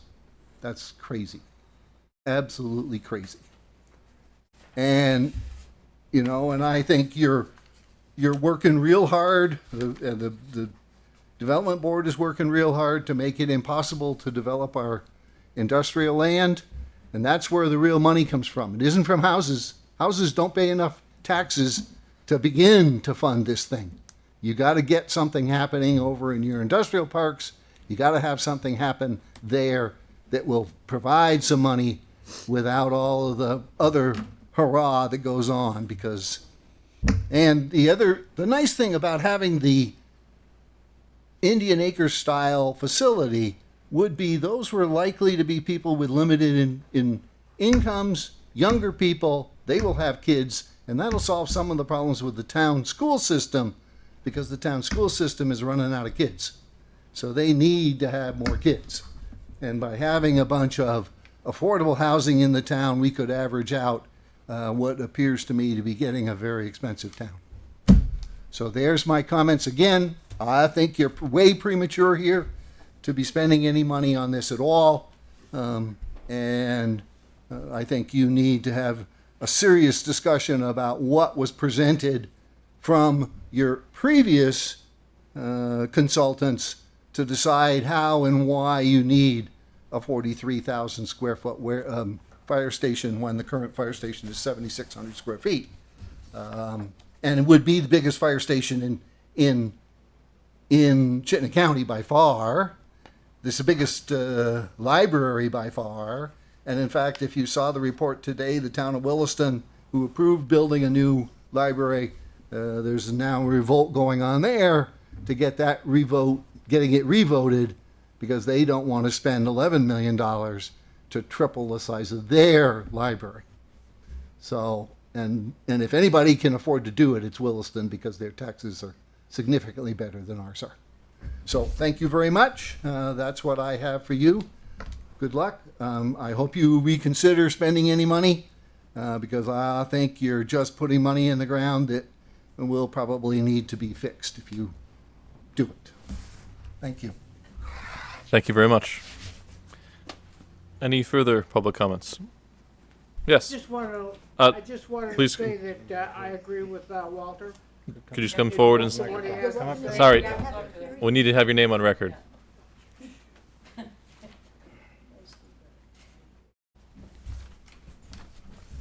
I would imagine I'm far from the only one in this community that hears Walter talk and says, this guy, he might have a lot going for him. He might be talking things that everyone needs to hear.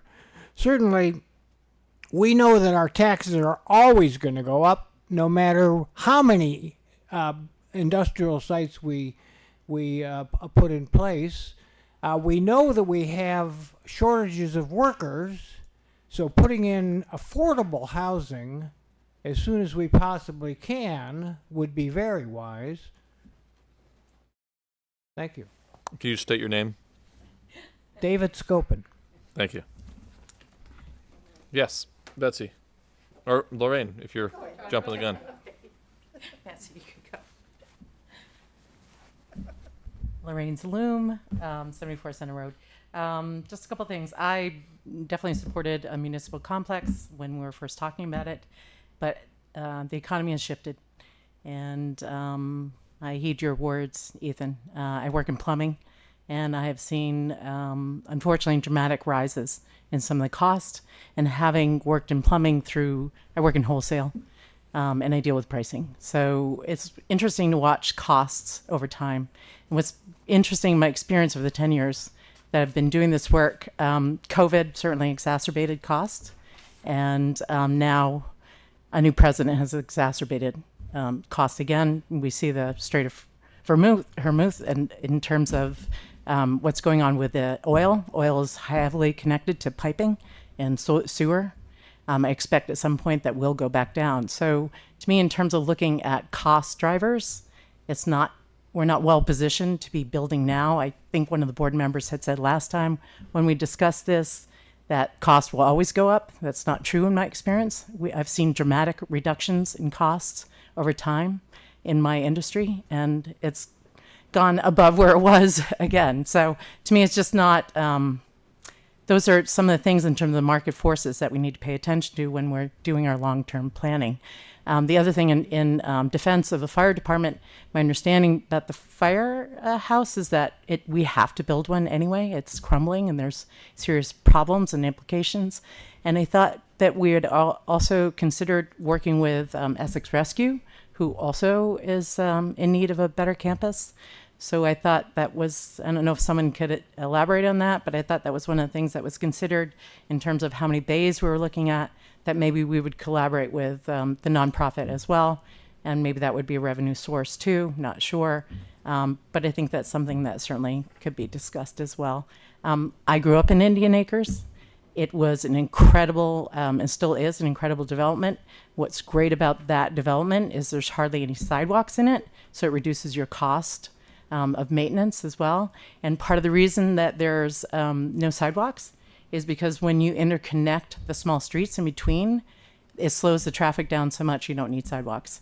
I walk that neighborhood all the time, and you have parallel roads, which is really my struggle with our planning. We've done very poorly, is that we've created way too many single outlet roads without parallel outlets, and now we're shoving all of our traffic, and we're paying for that down onto River Road and to 15.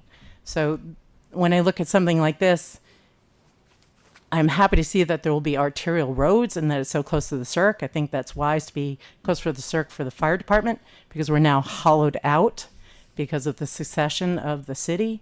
So I think that certainly is wise. But the other difficulty with this campus, in my view, is that it's on the wrong side of Route 15. The bulk of the residentials are on the south side of 15. And if we're trying to create this walkable community, that's going to be another traffic blunder, in my view.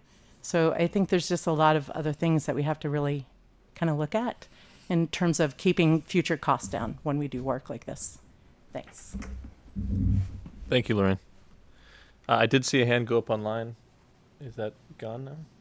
It seems to have disappeared. So, yes, in the back.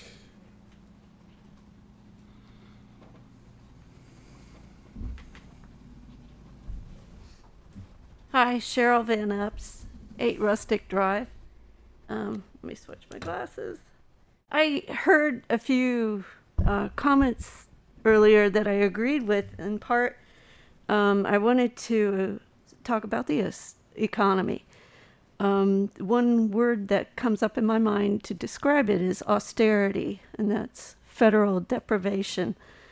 So meaning our federal government, which is our currency issuer, it is a source that I don't believe we tap into enough. What I see happening is we are taxing the townspeople, putting the burden of a lot of these issues onto the taxpayer instead of asking.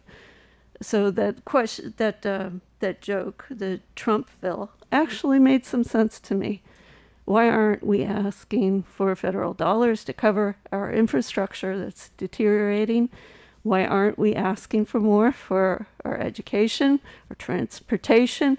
We have all of these needs that are going, we don't have the funds for it. And we're putting the pressure on the tax people.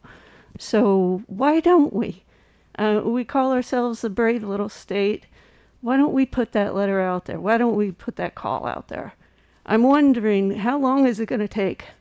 You know, I suffered from the healthcare system, a traumatic event to me.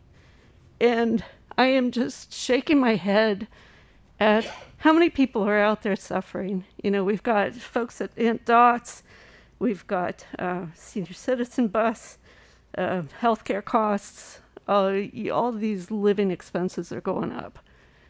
And what are we doing? We're putting more taxes on the townspeople. When's this going to end?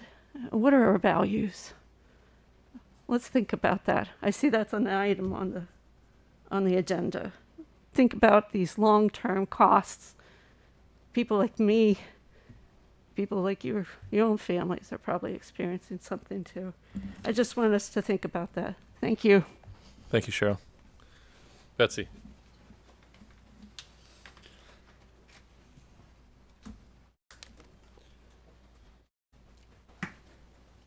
Thank you. Betsy Dunn, 2 Cindy Lane, Essex. I agree with Walter wholeheartedly. I didn't vote for putting the money forward for the to continue looking at the site and everything. When I was younger, and getting a new home, well, first home, you know, you looked around for something that you were a fixer-upper kind of thing. There's no such thing as a fixer-upper kind of thing. We bought for $44,000 our first home. We sold it for $48,000. We were like, this is great. And but what I think that we can do is Williston has done it already now. They have the tiny village. They have a section of their and all these little tiny homes that they could fit in there, and those would be the starter homes.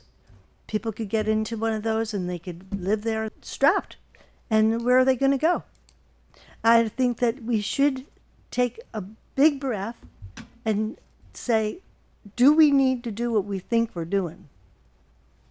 And how could we better service ourselves? And I want to also say that using the money from the public works to fund other things I think is like craziness, because the pipelines are going to start breaking. They are going to, the pressure, we don't have as much pressure out on Tanglewood where we are.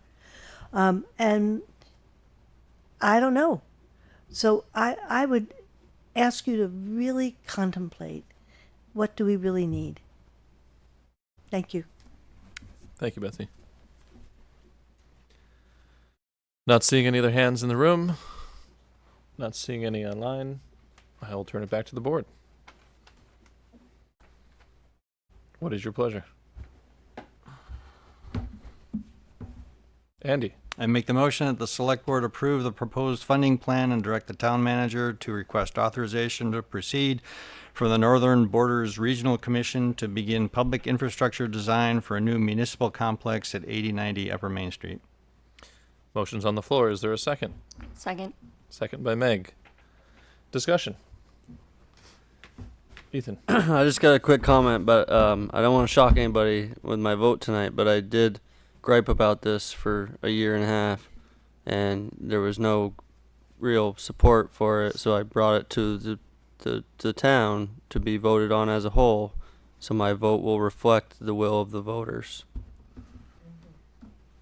Thank you, Ethan. Kendall.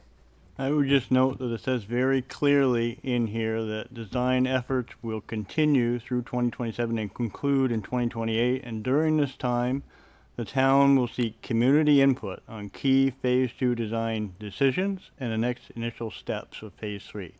So it's my understanding that this is to get the design rolling per the voters, and that there will still be a lot of public information coming in, as we saw tonight, over the next couple of years. So, Valid points. I appreciate raising those. I will take it to a vote now. All those in favor of the motion on the floor say aye. Aye. Any opposed? Motion carries 5-0. Moving on to G, the investment policy.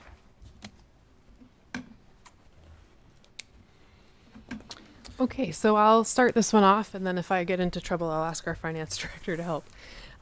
Is Dan still here? He is, yeah. Hi. Dan, do you just want to come up so we don't have to... Thanks. Appreciate that. While Dan's joining us, I'll provide some background. So the town does have an investment policy. My understanding, it was adopted in 1987, so it's been on the books for some time. It was amended in 2024, I believe, after Dan joined us, for some minor updates that gave him a little more latitude in terms of finding organizations. Previously, we had to work with folks in Vermont. Now we can work with folks nationwide.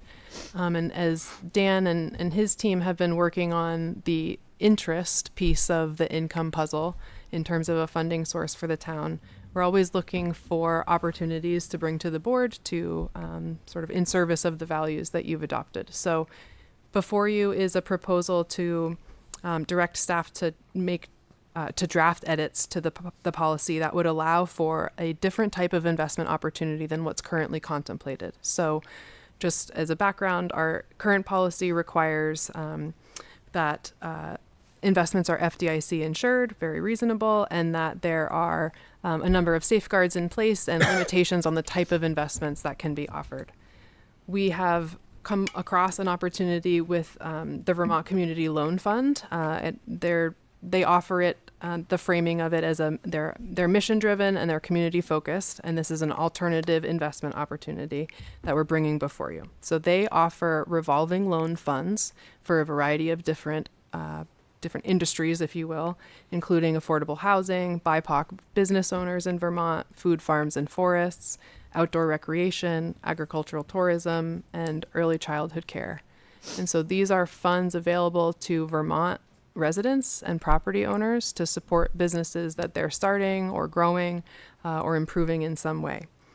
The Community Loan Fund has been in place since 1987, as well as our investment policy, coincidental. And we met with them, and Dan and his team had some great questions about how we could potentially look at bringing this opportunity to Essex.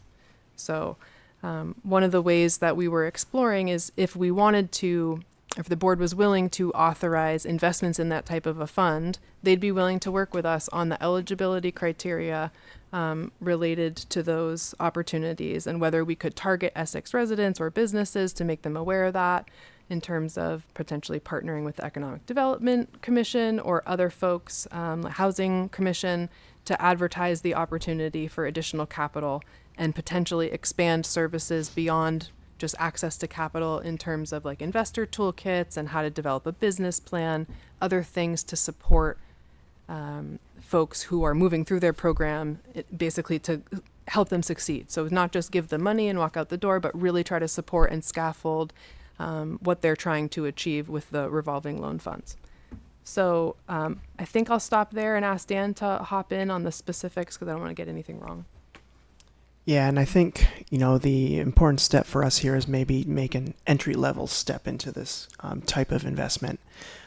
Some of our bigger blocks of investments, and we give you quarterly updates on where our investments are. You'll note that we have blocks of $2.5 to $3 million that we often invest in local banks. For here, seeing that it's not FDIC insured, but potentially still a low risk opportunity, outlining here maybe a $1 million initial investment, potentially using that interest revenue to directly fund a program that's more specific to housing or providing opportunities in town, even if VCLF can't quite directly correlate any of our money directly to an Essex applicant. But we can, provide that opportunity and maybe enhance that relationship so it's more prominent in the town at the same time. So, just kind of looking for a different avenue that fits some of the select board ideals, some of the town ideals to try and fund opportunities for residents, business owners in a different way. So the investment would function like a CD, a certificate of deposit. It would be for a fixed term and for a fixed amount. The rates are relatively competitive with what we're getting. The benefit to us would be considering what to do with that income and potentially supporting housing, economic development, some of the funding, the trust fund or the grant funds that we've been exploring through fund balance assignments. Potentially this could be a dedicated funding source for those. That's kind of what caught our eye initially, and then we started to learn more about how they overcome the risk of not being FDIC insured, and they offered to come and speak with you all in case you had questions or concerns about that we couldn't answer. So it's just something that we wanted to bring to your, basically to see if you were interested in exploring that, and Dan and his staff and I can work on coming back to you at a later time with edits that would support it. Thank you, Karen and Dan. I'll turn it to the board. Meg. I have a question. Do we know, are we like the first municipality to invest in this, or would we be? Sorry, I can't see it. I was going to say not the first. I don't know the extensive list of it, but we could find out that information for you. Okay, yeah. They had shared contact info for one community I haven't had a chance to follow up with. I think it was Woodstock, if I remember correctly. Andy.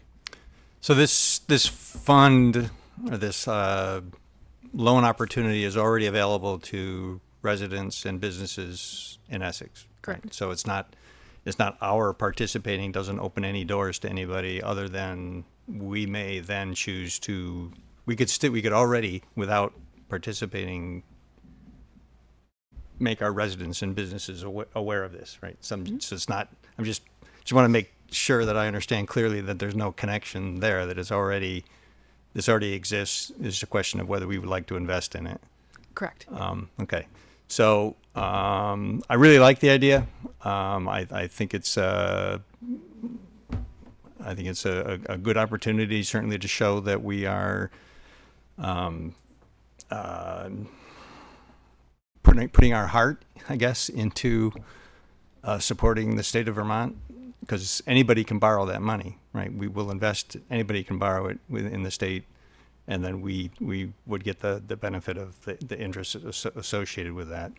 My one concern is that this board voted against Tier 1B, and so we can offer the opportunity, or the opportunity is available for people to borrow money from this, but it's be more expensive in the areas that were designated to be Tier 1B. It would be more expensive to build affordable housing in Essex than in Williston or South Burlington. Just want to say that we're we're offering an opportunity, but we've also hamstrung ourselves a little bit for part of it. Anyway, having said that, though, I really do think it's a great idea, and I fully support it, and I'd like the board to consider going forward with it. Ethan. Just a quick comment to part of your comment, but so the only familiarity I have with this is never using it, but just in process understanding, like a lot of agriculture, from sugaring to bee makers to florists to anybody that's in agritourism, wedding events, all those things covered A to Z. This is way beyond housing. If you receive a grant and you need to match 10%, and there's a low income or under deserving person in agriculture, programs like this exist that way because they can go as a high risk and get funding to match the cover needed for grants and all those other opportunities. So I just wanted to share that part of it that I knew about it with you. Andy. Yeah, I'm sorry, maybe I should have been clearer. There was a suggestion that the interest that we gain from this go into an affordable housing fund. That's the piece that I think would be a hypocrisy on our part, given that we've decided that affordable housing should be more expensive to build in Essex. And so I guess, thank you for that, for pointing out my not being clear on that. But that's where I think I have the heartburn, is that, and that's where we have to have that discussion, right? Where would the benefit of our participating go? And are we cheating ourselves because we opted out of Tier 1B? Kendall. I just want to say that I support both Andy and Ethan. The one that interested me the most is the food farms and forests and the outdoor recreation. And I think that this would be the perfect thing, that you should not do more than $1 million of any of the town funds. I think that should be the maximum. And then I like the fact that you should fund your economic development grant program. That I think that would fit in really nice with this. So that's my 2 cents. Thank you, Kendall. I'll just jump in. I agree with what Kendall was saying, that, and the way I was reading it was that there would be a number recommended by the finance team about what our ceiling was. And maybe we don't even start with something that starts with $1 million. We start with more like a $500,000 or something like that. That's, we are conservative, so we don't put ourselves at risk. Obviously, it sounds like they're doing a very good job, and I'm not trying to say that it is not a safe place to invest, but I think that, I would look forward to, and obviously the recommended language in here is to talk about possibly looking how to update our investment policy to encompass something like this. So, not seeing any other comments from my fellow board members, I will turn it to public comment. Yes, Mr. Adams. Okay, here we go again. Walter Adams is 60 Indian Brook Road. First of all, it would seem to me that to make this the most beneficial to the town of Essex, they should be investing the money in the local banks and local credit unions. That's number one. Number two, I see that when you designate these funds for some specific purpose, all it does is increase the amount of money the town is spending. I'm not sure you'll ever get it back. And I'm a little concerned that as soon as the town increases the amount of money it's spending, my taxes go up. Now, maybe you can argue that, well, we found this money for free. Well, you didn't. That was $1 million that could have been in the bank, that came back in as interest, that went into the general account, and that you then used to hopefully defray some other expense somewhere down the path that then I did not have to pay taxes for.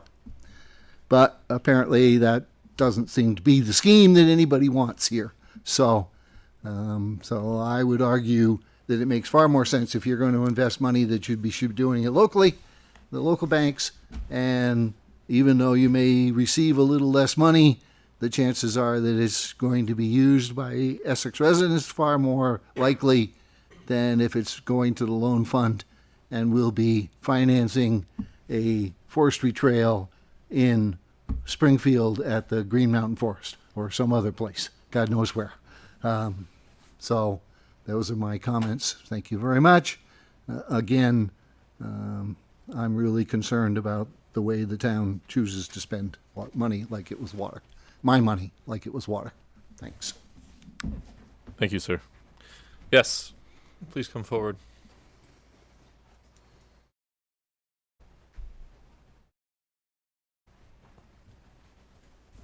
Hi, I'm Bruce Post, 1 Cindy Lane. Just a parenthetical comment. We didn't opt out of Tier 1B. We chose not to opt in.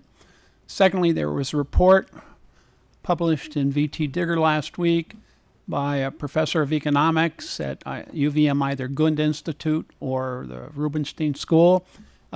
He examined housing in Burlington, why housing was a problem there. It was largely private investors, 12% of the market, bidding up the costs of housing and making it out of reach to people. And one of the points he made was that the rules of supply and demand we normally associate with a market don't necessarily work with housing.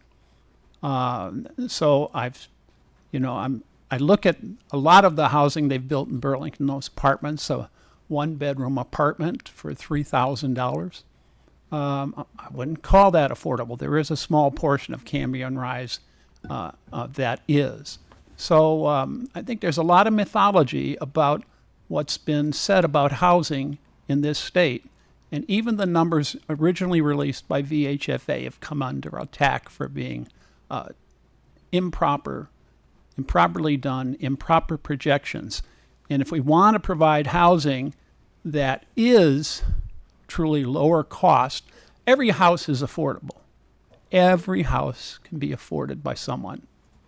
But there is a bunch of housing that people can't afford because they don't make enough money. And then you have to supply housing that's within that price range, and that usually takes intervention of the public. So again, I just wanted to say that about Tier 1B. Another attraction, or one condition they wanted to see in Tier 1B districts, I believe, was public transit. And we see what happened with I don't know what the loop is, they call it, the Essex Center Loop, which I used to take. So it's a lot more complicated than you think. Thank you. Thank you, Mr. Post. Seeing no other hands in the room, seeing no hands online, I will turn it back to the board. What is your pleasure? Kendall. I just hate to say it, but based on everything we've said, maybe we should pull out the housing referrals in this particular memo. Yes, Ethan? Just to clarify, I was going to make a motion, but the motion is just to propose edits to the town's investment policy. So they're going to propose edits and then bring them back to us. Okay. I understood that that was there for purely details about what it would be used for and things like that. It's not voting on the housing particularly. Fair enough. Thank you. With that, I move that the select board consider to direct the town manager to propose edits to the town's investment policy. Motion's on the floor. Is there a second? I'll second. Second by Meg. Further discussion? All those in favor? Aye. Aye. Any opposed? Motion passes 5-0. Moving on to business item H. A discussion about the town manager's motion to alter Act 250 to reconsider denial of a 5-lot subdivision. Greg, I will turn it to you to start the conversation. Sure, thank you. So as you have in your packet, and as I'm sure many people have seen and heard, I recently submitted a letter to Act 250 asking them to, making a motion to alter their findings when they denied a 5-lot subdivision in Essex. That since turned into a discussion on Front Porch Forum and probably elsewhere about the manager supporting Amazon. That was not the case. This was nothing about Amazon in my mind. This was about asking 250 to reconsider some of its findings based on how the town interprets its town plan, how it interprets its zoning regulations. I wanted to put it on the agenda tonight to have a chance to discuss with you. I wonder if you could slow down and speak up, please? Sure. Did you catch enough of that, or do you want me to start over again? If you could start over again, thank you. Sure. So as you have seen and heard, and then it's in the packet, I recently submitted a motion to alter to Act 250. That was in regards to Act 250 denying a subdivision that had been proposed, and that had been approved by our Development Review Board. Slow down. Got it. Sorry. Lost my train of thought now.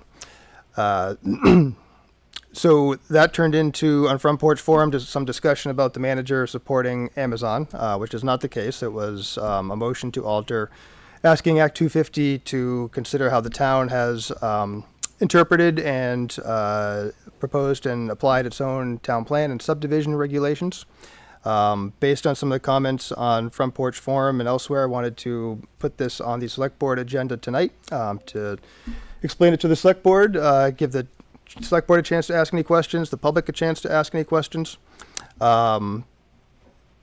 Looking at it, it was from my perspective, again, it was not about Amazon. It was a chance to weigh in on an administrative level, to ask Act 250 to look at how the town has interpreted its regulations and rules.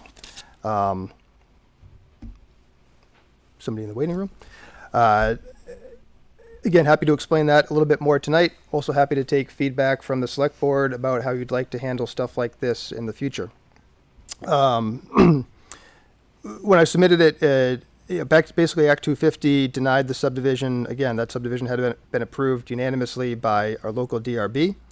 Act 250 pointed largely to town plan, criterion 10, conformance with the town plan. Our town planning, our zoning regulations do contain language that prohibits development on steep slopes. That is what Act 250 looked at in denying the subdivision. They did not elaborate on that. And so I had a concern, staff had a concern that that denial would set a dangerous precedent where any and all development in Essex could be prohibited. Act 250 did not specify the extent of the slope, if they were looking at man-made slopes versus naturally occurring slopes. So basically the motion to alter that was sent to Act 250 was asking them to reconsider that based on how the Development Review Board, the Planning Commission before that, has interpreted this language. It has been a challenge for both boards, I think. They've taken items on a case-by-case basis. They've tried to understand where the steep slopes are, why they're there, the extent of the steep slopes, and make determinations whether to deny a proposed development, have the applicant request a waiver, or essentially decide that it's such a minimal impact that it's irrelevant. I believe that's what they did in this case with this Act 2, or the 5-lot subdivision. Act 250 in its denial did not get into that level of detail. It just basically said denied. They didn't say which steep slopes were impacted, which one was causing the reason for denial. Without knowing that, it, to me, sets a dangerous precedent of what is the extent of a steep slope, and can any development be basically shut down in Essex until we have this figured out. The language in the town plan has been there, I think, since 2016, so this is not new. The Development Review Board, the Planning Commission have been working under this for a number of years now and making decisions about development. So that was the reasoning that went into submitting my motion to alter to Act 250. I think since then I've heard some of the conversation shifting from not being about Amazon, but did the manager overstep his bounds in submitting a letter to Act 250. I've had a chance since then to ask a number of managers how they handle Act 250 in their towns. Act 250 comments, there's not one straight answer. There's everything from have good communication between the zoning administrator and Act 250. I think we do a decent job with that. Between our community development department and Act 250, this topic had not come up in Act 250's review, so it kind of took us by surprise. Some other comments were one from a city that has a mayoral mayoral system. So the mayor speaks on behalf of the town. We don't have that here. One manager said, submit draft comments to the select board ahead of time and see if there's any comments or concerns. That's certainly a possibility. If we want to talk about that, if we do, if that's something you'd like to consider, we should talk about the timing and what happens if somebody says they do have concerns. Part of the issue with this letter to Act 250, the motion to alter, there was a 15-day time period to submit. So again, I looked at that as the manager applying and interpreting rules that have been enforced by the town, approved by the select board, approved by voters, and how we've interpreted them in the past. Future scenarios that might be like this, if there's a 15-day turnaround, we may or may not have a meeting, especially if it's in the summer. If it's in July or September where we only have one meeting, so that might need to be a special meeting if that's the way people want to go. So I think I've rambled on plenty at this point. Happy to take feedback. One other thought, sorry. Again, this is a motion to alter. It's basically was a motion to alter. Basically asking Act 250 to take a look at the facts of how the town has interpreted its rules in the past, make them aware of the precedent that it could be setting. If this was to become a full-blown appeal, if the town wanted to pursue that, depending what Act 250 does with the motion to alter, that is something I think I would bring to the select board. That's where we're probably going to be getting lawyers involved, having them draft statements, take a bigger look at the precedent and asking Act 250 to overturn something. So with that, I'm done for now, but happy to take any questions or feedback. And again, back to where I started, if the select board wants to see me take a different approach in the future, I'm all ears and would love to talk about what that would look like. Thank you, Greg. I'll turn it to the select board.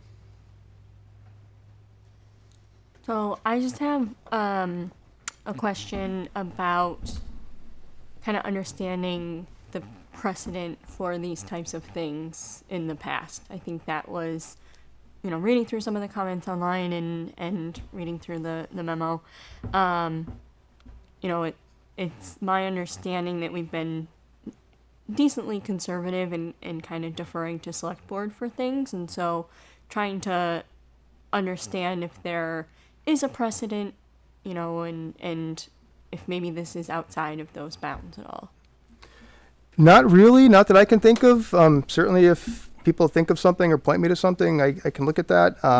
But not really. There's been some stuff that has gone to the select board, some that's administrative. As part of this Act 250's review of this subdivision, for instance, they reached out to staff and said, how does staff interpret stuff like the traffic, stuff like the road? That did not go to select board. That was staff basically trying to explain comments that staff had made as part of the local review and the decision that the Development Review Board has taken. So there's not a great precedent that I can think of or point to as far as how we've handled this in the past. Ethan. I've been trying to think about how to put this all into words, but I just want to start by saying that I support Greg in his actions, and as the vice chair, I was running the last meeting, and as you know, this all kind of happened at the same time. I was fully aware of what was going on the whole time, and there was a question to bring this into executive session. And quite frankly, from a select board perspective, if you look at the rules and regulations of the way that boards operate individually and statutory roles and laws in the state of Vermont, I believe that this was more of a development, not application, but a development review process, in which case it was legally, we looked at the list of things you can talk about in an executive session, and you can't talk about that as a select board because it's not protected, because it's not select board business. So then I did a little research to back Greg up. I wanted to have support for our manager, who we direct as a select board, but he has statutory authority. And if you look at the Vermont state statute, the manager has full and unanimous communications for the town unless otherwise specified. And the otherwise specified list for select board is very minute and does not include any of these topics. So the manager did not violate any rules under town or state statute, and more so, the extent of having this secondary review process in order for him to do something like this in the future would require a charter change because it's so significant that you're stripping authority that's given by the state. So I just want to give my full support to Greg. I was fully aware of this the entire time. We knew there was a short timeline, and I didn't think it was appropriate to discuss at the last select board meeting under executive session, mostly because it was illegal. And I take accountability for the select board as chairing that meeting. And I think that any discomforts or disheartening from the community should be directed to the select board, because ultimately we are responsible for the manager. So I just urge you to take your frustrations to the board and not to the manager, because he followed the rules as they're written and as he was hired to perform his duties to the town of Essex. Thank you, Ethan. Andy? Here, here. I agree wholeheartedly. Greg did nothing wrong. Kendall? This is exactly why you have a town manager. And it's not fair to assume that Greg did this independently, because he has full access to all of the staff in the town as well as experts needed to make a decision like this.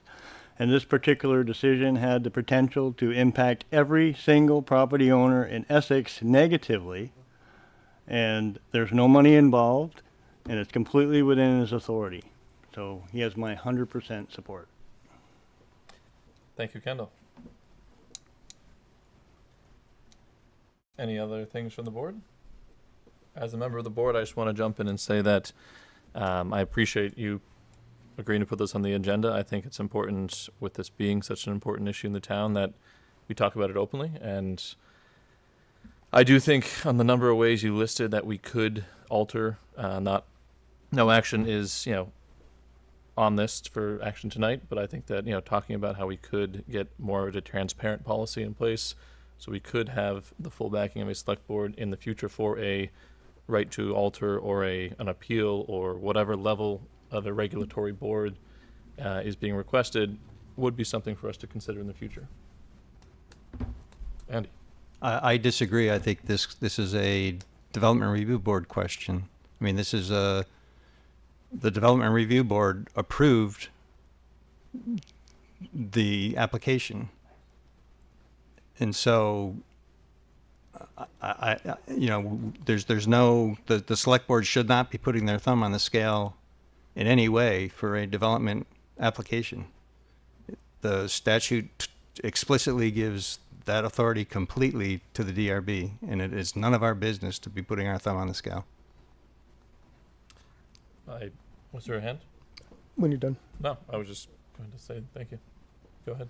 I forgot to mention one of the managers who I reached out to didn't have any comments about how they handle Act 250.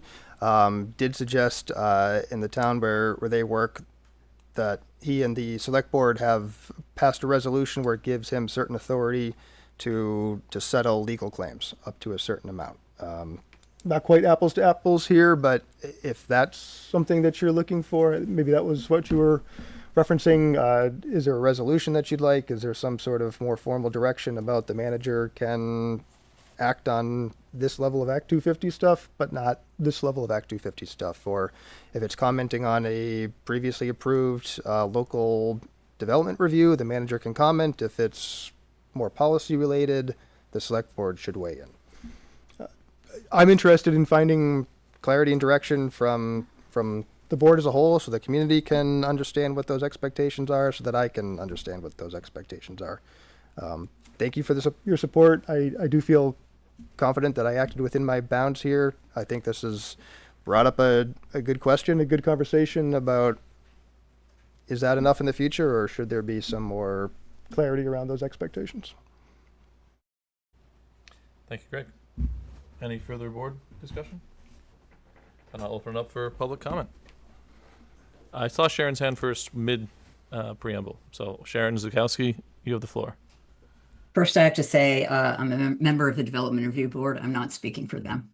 But I will say that this application was the first one we ever did for the new board. And I don't think the board understands there's two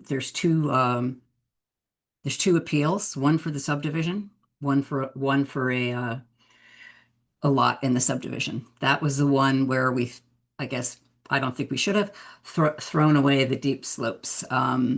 We didn't even talk about the steep slopes in the subdivision, and there are some pretty significant ones. I think now that I've been working the board for a year, I would have asked, like, why are we building this road with horribly steep slopes?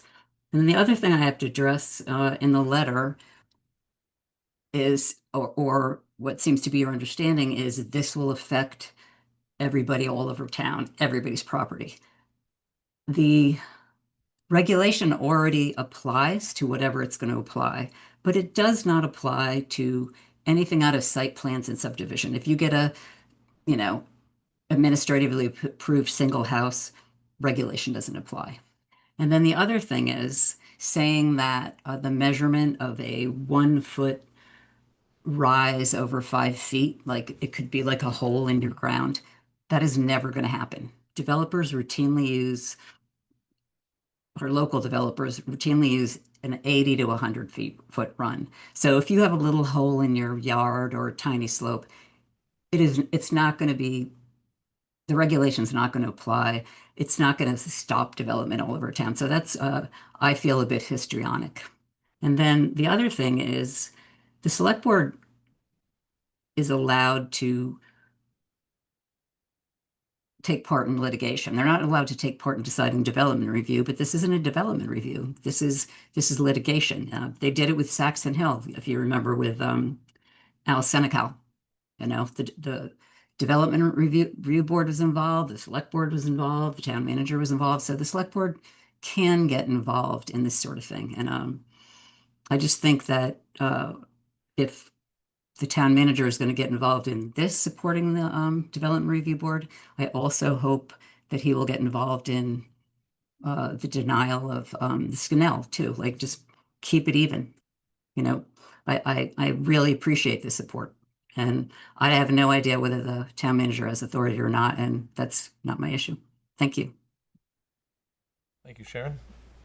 Seeing no other hands online, I'll go into the room. Irene Renner, please come forward.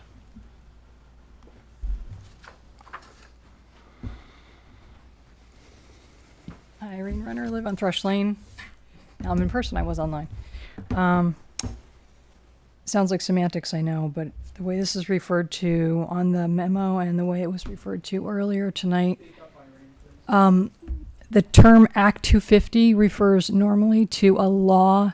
And so when I hear people referring to, I gave this to Act 250, Act 250 decided this or that, I would request that we use the phrase the Land Use Review Board or the Act 250 Board, so that people who are listening, and especially people who are tuning in for the first time, can distinguish between the law itself and the group that administers it. Thank you. Thank you.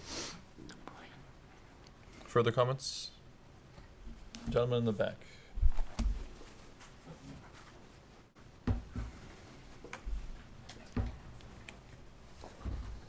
Good evening. My name is Al Senecal. I am Allenbrook Development. I think that Greg was spot on, and I was the one that went to him to ask for his support because we did get an approval by the DRB. And I think this is a DRB thing, but every now and then we have to come to the town officials to ask for their support. This was on an issue called steep slopes, which is a new phrase that's out there right now, I think, for people to be able to deny projects or development projects, because envision this site. It's a 5-lot subdivision that was a sand pit. The sand pit was extracted over the years. 20 years ago, this sand pit was left basically flat. The items that, and Sharon should know this, the items that she's talking about, it is that little hole in the middle of the lot. Hector Leclerc put berms up to keep the haul trucks on a specific road. Those berms were called steep slopes by Act 250, but common sense, thank God, was in the DRB, and they weren't considered steep slopes. They were berms put there by the person extracting sand. Another berm that was found was a topsoil, a pile of topsoil that maybe was 8 feet tall and 12 or 14 feet around, considered a steep slope. And the other two issues were, as he graded the sand pit, it was graded in such a way that the water would leave, and those two areas had eroded a little bit. So there's no way that you can call a sand pit that was left flat 20 years ago steep slopes when these berms and these little topsoil piles were put on it. The town recognized that and realized that and approved it. Act 250 didn't ask any questions, or I shouldn't say Act 250, I should say Act 250 Environmental Commission didn't even ask any questions about those piles, and we didn't think they were significant enough. So that's why we're here right now, and that's why this project has been denied. So to answer the question that Sharon had, this literally could shut down 90% of all development in this town if you allow berms that were put by men to keep trucks on roads as a steep slope, or a topsoil pile that was going to be put down on the reclamation part of this project. It just doesn't make sense not to apply common sense. And I have to say that I think Greg did a fantastic job with that letter. He hit most all of the points that was needed to explain for Act 250 to understand what we're dealing with here. And I don't think it should have to come to the select board. I think I agree with you. The DRB has a responsibility. They did their responsibility. And when it went to the commission at Act 250, we just need to clarify for them. And it shouldn't make such a big deal out of this. It's really not that big a deal when you look at the components of this. So hopefully that clarification helps you guys. And the industrial building in this town does bring the taxpayers, the residential tax base down. It may not make it zero for them, but it certainly does help. I can tell you, I pay considerable amount of taxes on the industrial land that I've developed over the years, and it certainly should be. If it's not, it should be helping the town taxpayer, the residential taxpayers. But thank you. Thank you, sir. Yes, Mr. Post.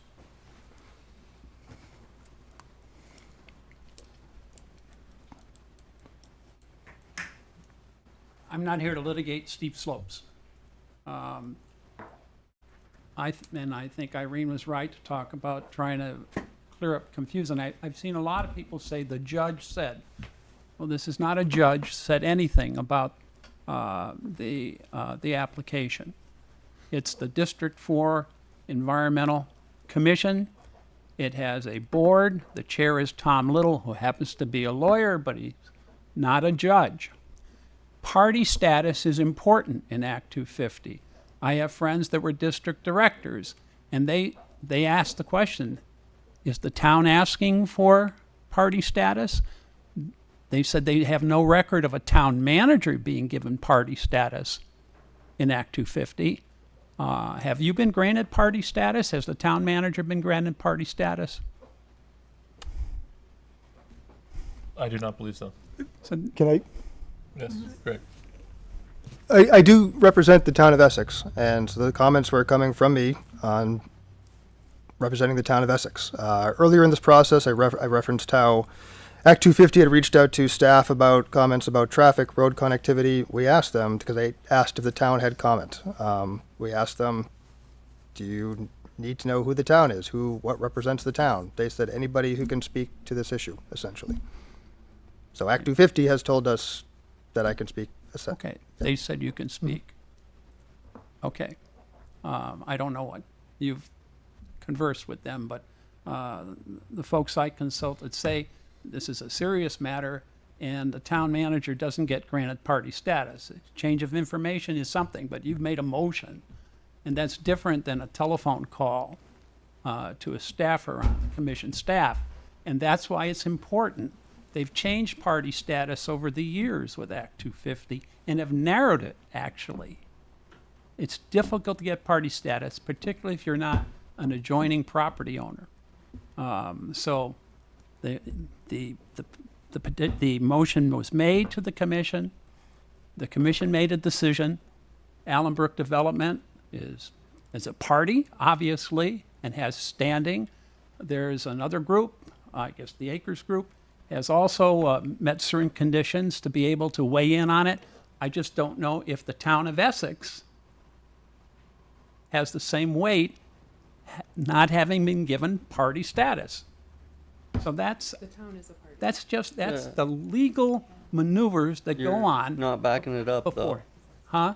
Prove that the town doesn't have party Real status. quick. Right? Yeah. We've been confirmed Yeah, by can't Karen, say the things. town is a party. The town has party status automatically. The town has party status. Automatically, yes.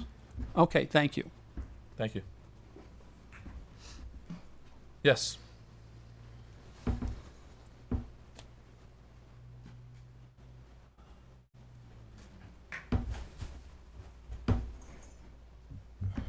Name is David Scopin. Apparently, no one really heard what Sharon had to say.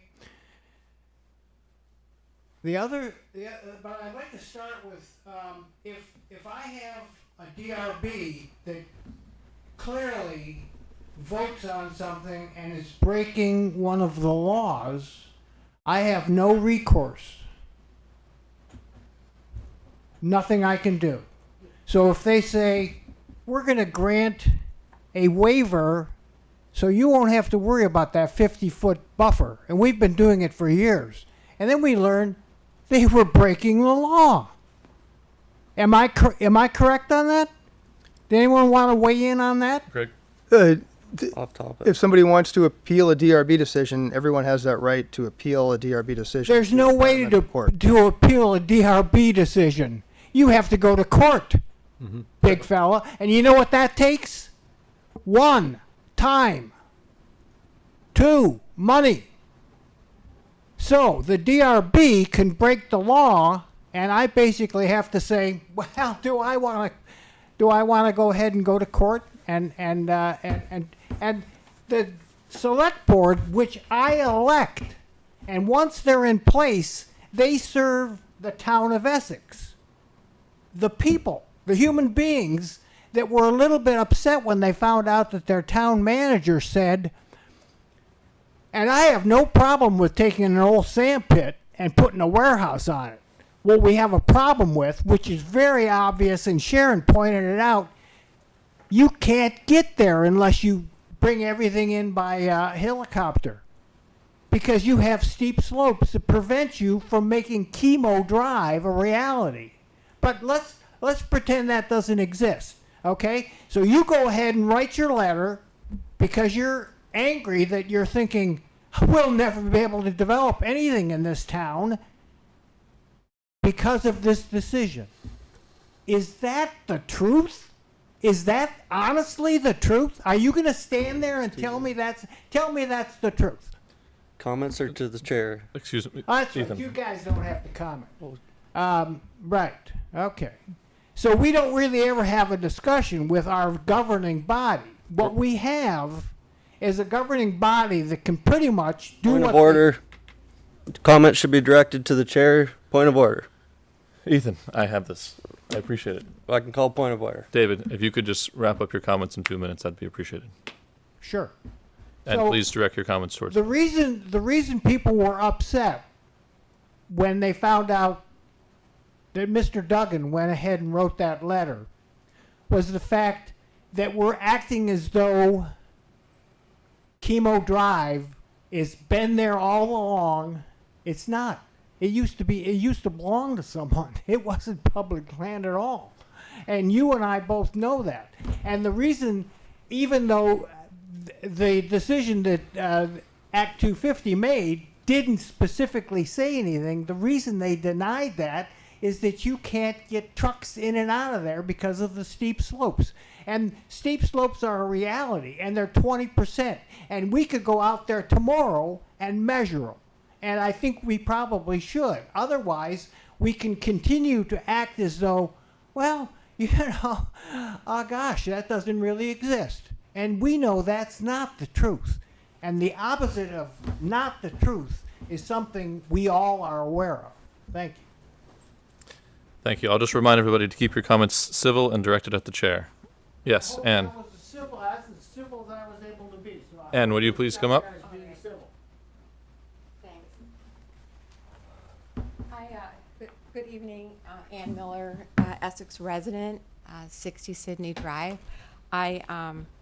Since my kids went to college, I've spent a lot more time here, and you guys have seen me at a lot more meetings, and the Planning Commission and the DRB.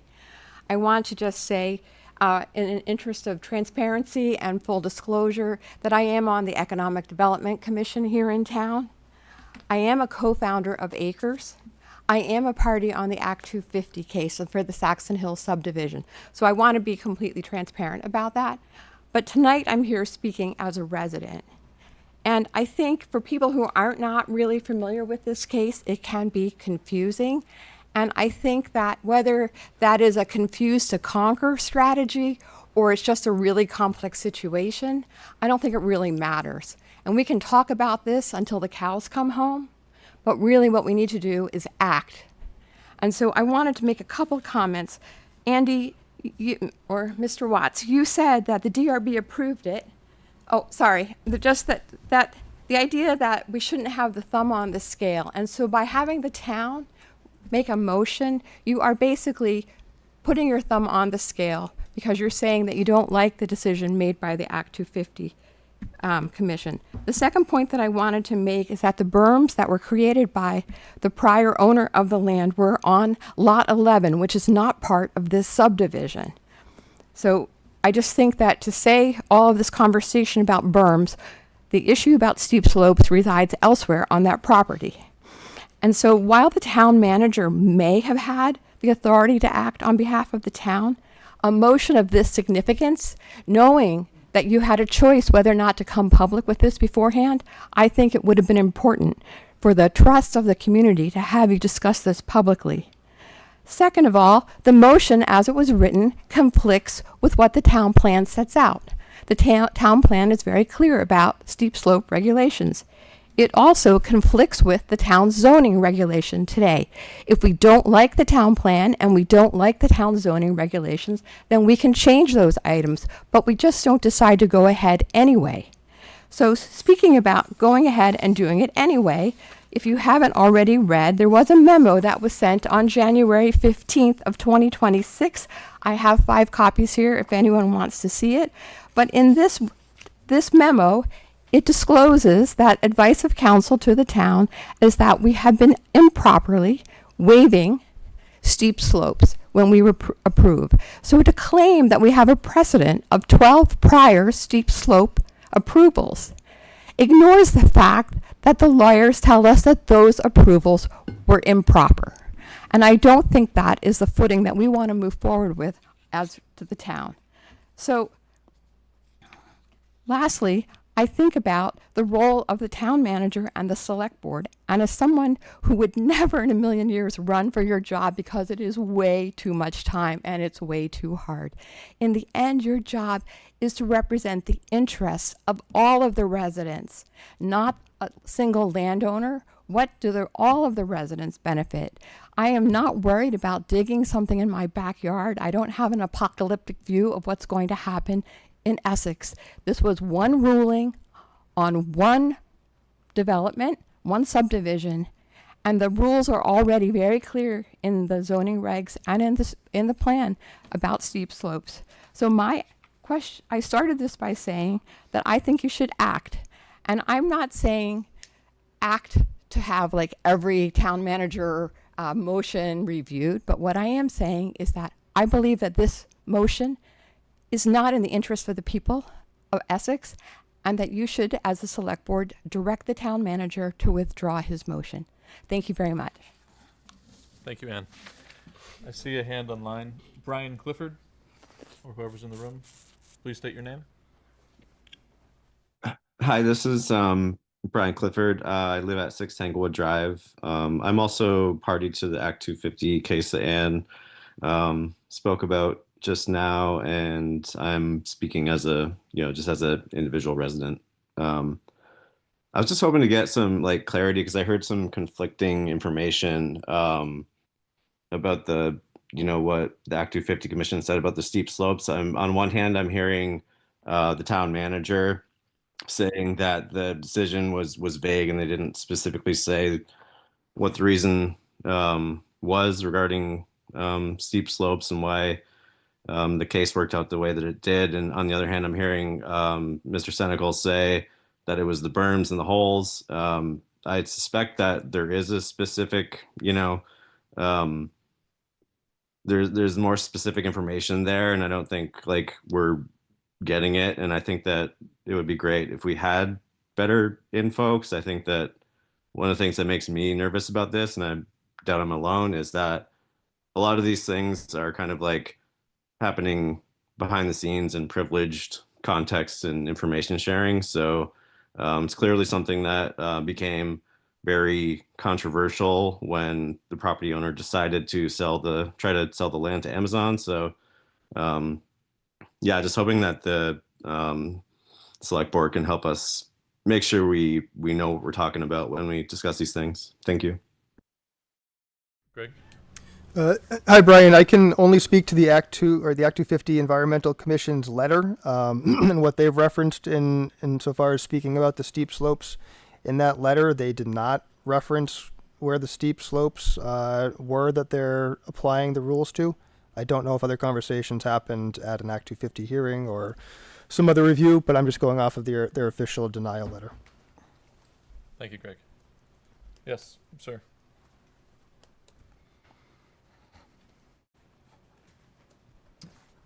Hi, Dwayne Barlow. I live in Essex, 12 Rosewood Trail.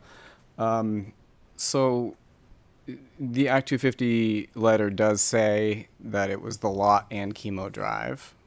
And so when I read it, if you look at the topography of everything, it appears that it is Chemo Drive that is significantly impacting both man-made and non-man-made slopes. And the commission does say that the development impacts both man-made and non-man-made slopes, and so does council. The applicant's council also concedes that.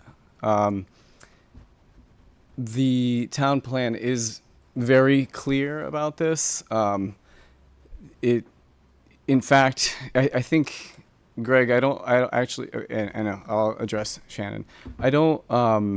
I try to take the most generous interpretation of things. I think it's a good exercise to try to figure out, what people's motivations are in the most generous interpretation. And I think either he's mistaken or just has bad judgment in making the argument that these absurd claims that it could be a garden that would result in denial.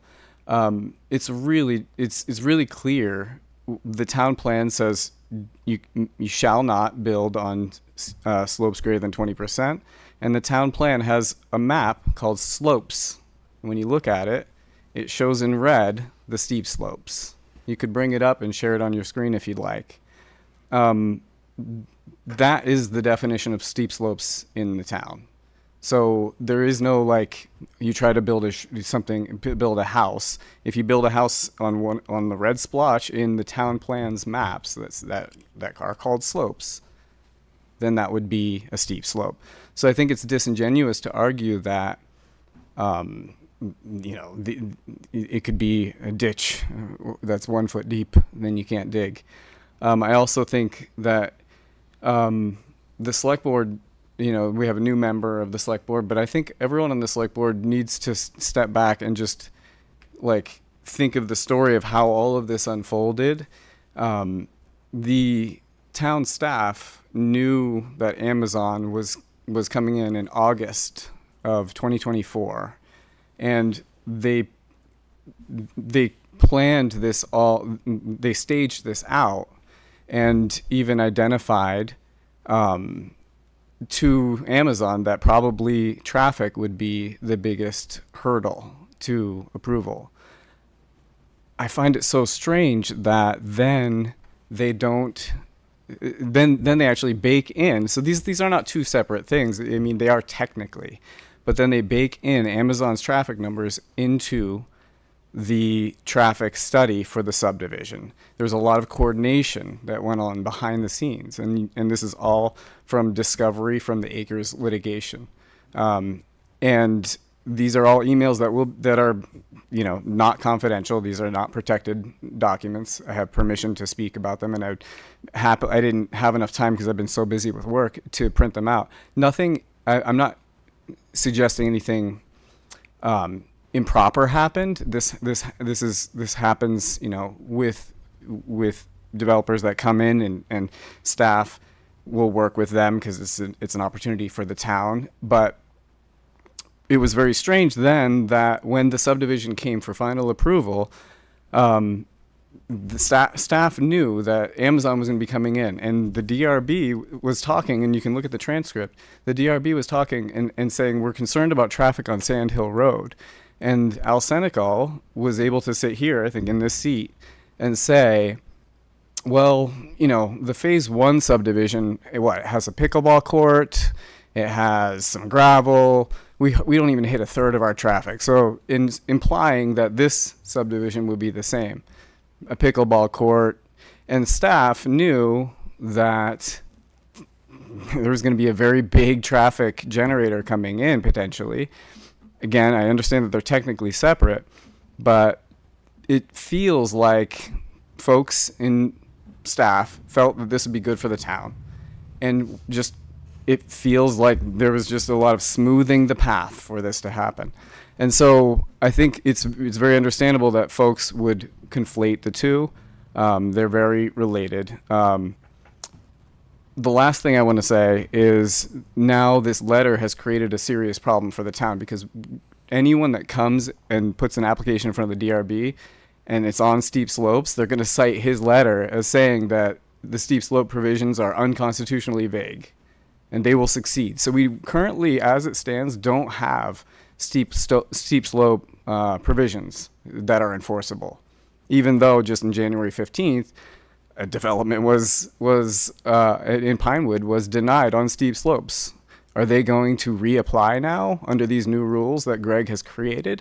I think it was a mistake, and I do think that the select board needs to direct Greg to rescind this letter, because, I mean, just for that reason alone, I think that is important. And I want to say, you're all neighbors. I think it's important. This is the fierce engine of democracy. I will, enjoy talking to any of you when I see you. This is nothing personal. I think we should hold each other accountable when we make mistakes, and we all make mistakes. And I think this was a mistake. Thank you, Dwayne. Yes, Mr. Adams. Yeah. We have another interesting adventure. I guess I was unaware when I read the zoning documents the last time when I was here and everybody got mad at me because it was my last chance to change them or get them changed. And I was not aware that somebody produced a map in the zoning, and I have not looked at the plan, so I don't know. I haven't looked at the document to see that somebody thinks a 20% slope is a steep slope, because that's 1 foot in 5 feet. That's 20%. So if it's 1 foot in 5 feet, that's certainly not what I would consider to be a steep slope. Because I invariably, when I'm doing construction work, doing design work around my buildings, I invariably end up with slopes that are 1-on-3, which would be 33%. And that's just normal. That's just regular, everyday, ordinary sloping to put grass on. So if in fact there is some document somewhere that says that 1/5 is a steep slope, there's something wrong with that definition, because that's not a steep slope. If you said, I got 20 feet over a foot, that's a steep slope. That 1/5 is not a steep slope. And I would argue that Chemo Drive, after the land adjustment is made and Chemo Drive is installed, it is going to have no steeper a slope on the roadway itself than Sand Hill Drive does. The last part of Sand Hill Drive. So there's no difference between the two. And in fact, if I want to fill in a ravine and can get stormwater approval from the state of Vermont and prove that it doesn't go into a road, then there's no reason why I can't do whatever I wish to do there and make that thing work.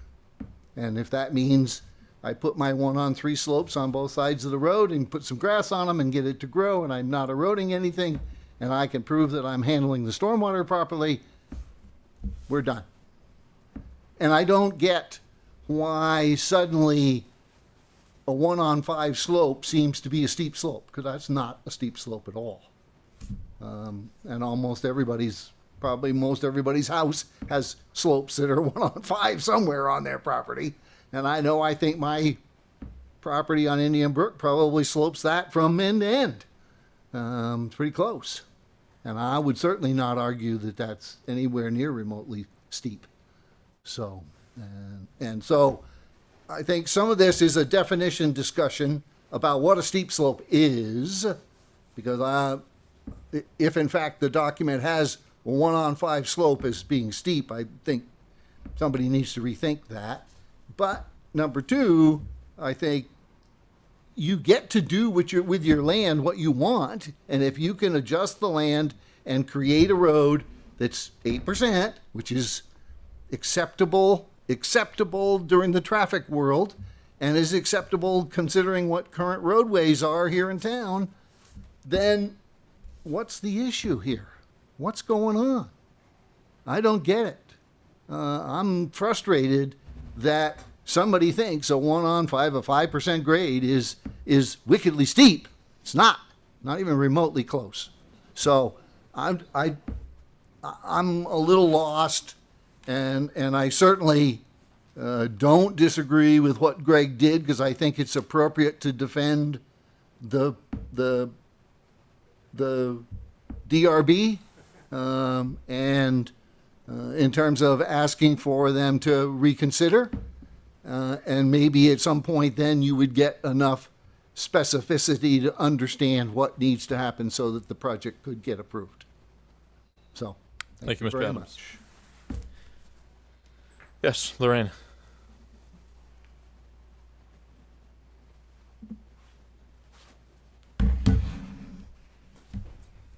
Lorraine Zaloom, 74 Center Road. First of all, I apologize for any tenor feeling like someone's attacked. I don't like us to operate that way. We are all neighbors. I don't want anyone to feel attacked in this discussion, because that's not helpful. I also am an interested party, so I want full disclosure on that, and have been heavily involved in a lot of the review processes as we go along. I had some initial concerns with this particular subdivision, because there were there's some outstanding questions still. When we review this particular subdivision, I'm not seeing any discussion of the road and the steep slope. I went on that site walk. I did the site visit with Mr. Courier. It was quite apparent to me, even when you're on River Road, there's steep slopes on that road. There's also mention, which was overrun, that the fire department in 2 places in this subdivision, the staff report, said no. They said no, because it's too long of a road and it's not safe for the public. I don't understand why that didn't come up. That's just beyond me. Also, I'd like to know who knew about it. Was just the vice chair that knew about this ahead of time, or did the select board know? No, I mean on the select board, sir. Did anyone else know about this besides? Everyone, the public knew that this decision had been made. We had discussed it. Ethan and I had a meeting on, I don't know the date, but it was before the 20th. So it was the 16th. So the decision came out on the 15th. The 16th, we were setting the agenda with Greg. We discussed what we should know about this. If we should have an executive session to talk about legal matters. The thing was, no one had time, myself included, to read the 35-page document up to that point, so we punted it. I was then away. Ethan was nice enough to chair that meeting on Monday, and the letter came out on Tuesday. That is the timeline. So was 2 select board members knew that Greg was going to send this letter, is what I'm asking. There was no action that was directed towards Greg to say, write a letter or not. It was, we need to look into this. So the we in the letter from Greg is the town? Is who's we in that letter? Greg, do you want to define we? Yeah, sorry if that's what's causing any confusion. I wouldn't think too deeply into that. I try to use we in general because I think I'm part of a team. It was not meant to lead anybody another. If you want to substitute we for I, I'm happy to take that. It's probably not answering perception. your question. I It's get it. I perception. get it. And there was nothing meant by it. that If you know what I'm saying, right? It's perception. She has the floor, Ethan. If he has something that's relevant, because I have more points, so if it's relevant at the moment, is that okay for him to speak? Is it relevant to this? It's very relevant. Yeah. But why I'm raising my hand isn't to comment. Okay. Okay. Suspense is discussion. I'm looking for a second. I'm going to let Mr. Loom change, and then we will move on. Non-negotiable. Sorry, what? Motion to suspend discussion. Looking There's for a motion second. on the floor. Is there a second? Not hearing one, we're moving on. Mrs. Loom. Also, just curious if legal was asked and consulted too. Did we spend some money on that, or was it just the town manager that drafted the letter? We can get you answers to these. These are good comments to Okay. make. I appreciate Yeah, just curious. Also, just if people could go back, I just want to correct what Mr. Senecal said. The only steep slope discussion that I saw in that was, and I went back to the Planning Commission one as well, was in regard to one of the parcels, and it had to do with an erosion control plan. I didn't see any discussion about the road, which is problematic for a number of reasons. So I don't understand. I'm just confused why he brought that up. Also, have we ever come up with has there ever been an application denied on a 1/5 run? We can get you answers. I would love to know that, because that sounded quite hyperbolic to me, because I just haven't seen it. My other concern is that this can undermine our voted on town plan, which specifies in a number of places, when I looked at the town plan, steep slopes. It is quite clear about steep slopes in our voted on town plan. And this issue has to do with the town plan, as the Act 250 court or hearing board had said. And that is the purview of the select board. The town plan is.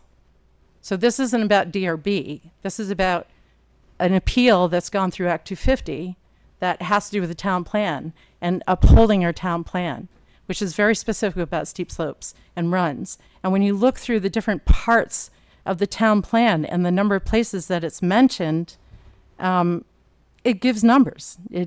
So I don't know why Mr. Senecal said steep slopes is something new. It is not new. It's been around for a long time. It's been in our town plan for a long time. That is not a new issue. So I get uncomfortable when I hear someone who has a skin in the game saying something like that. That's uncomfortable for me as a taxpayer. It also on page 64, it actually puts out the slope grades. It says 0 to 3%, 3 to 10%, 15 to 20%, and 20 and steeper. And it talks about why you want to pay attention to those things. As Dwayne Barlow had referenced, when you look on page 65, there's quite clear a map. And when you look at the bottom of Saxon Hill, which is downslope, it lights up like a Christmas tree in red. Also at the very bottom of that are ag soils for farmland. Not comfortable with doing a lot of things commercially that might impact our ag soils, which are precious to us. So that's another issue as well. The other thing to me too is to put a letter like out there like that undermines the confidence of the DRB. To me, the DRB, I think, is smart enough to know now. I mean, that was their first one out of the gate. That was the first shot out of the gate to understand how to examine the steep slopes. At the time, they really didn't understand. And the other thing that was concerning to me is there was a subdivision, final subdivision brought up too in January that had 2 parcels that were added to it. And there was no discussion. That was on the consent agenda. And we're no longer allowed, per VLCT recommendations, they're legal, to do consent agendas in the DRB. Yet we passed, and it's a major subdivision here. I mean, this is a major issue. And we passed it with no discussion. And I don't know if there's steep slopes on those two parts of the parcel. One of those parcels is with the solar farm. And that solar farm, when I was just testifying at the House on things like water erosion and issues, because my own experience through the DRB, one of the things that they're finding is, and if you look at the subdivision findings from the staff, one of the reasons I understood is because the drainage actually goes over to the solar farm area, solar panels or whatever you want to call them. And when I looked at that drainage, and the drainage is to go all the way down at the bottom of that subdivision, my concern with the intensifying rains is that huge basin is going to undergird Route 117 that we're already struggling with flooding. It's already increasing in its flood zone. That is going to cost a lot of money if we don't plan that right. And so when I see things like that and decisions being made, and especially such a big, huge project to be put onto that DRB board when they're brand new and bright-eyed and bushy-tailed, I don't know that they would have agreed with that finding if we brought it back to them now. I think they're a little bit more experienced in some of the work that they do. And also, I mean, is it possible that he can go back and have another review instead of going this route? Does this mean that's the end of going back and asking for another subdivision again if this decision is made? I don't think it's a be-all, end-all. Thank you for your comments. Yeah. In looking at the time, I would like to give everyone that has not spoken a chance, but if you have already spoken, I will be prioritizing those. It's already 9:30. I'll recognize you, sir.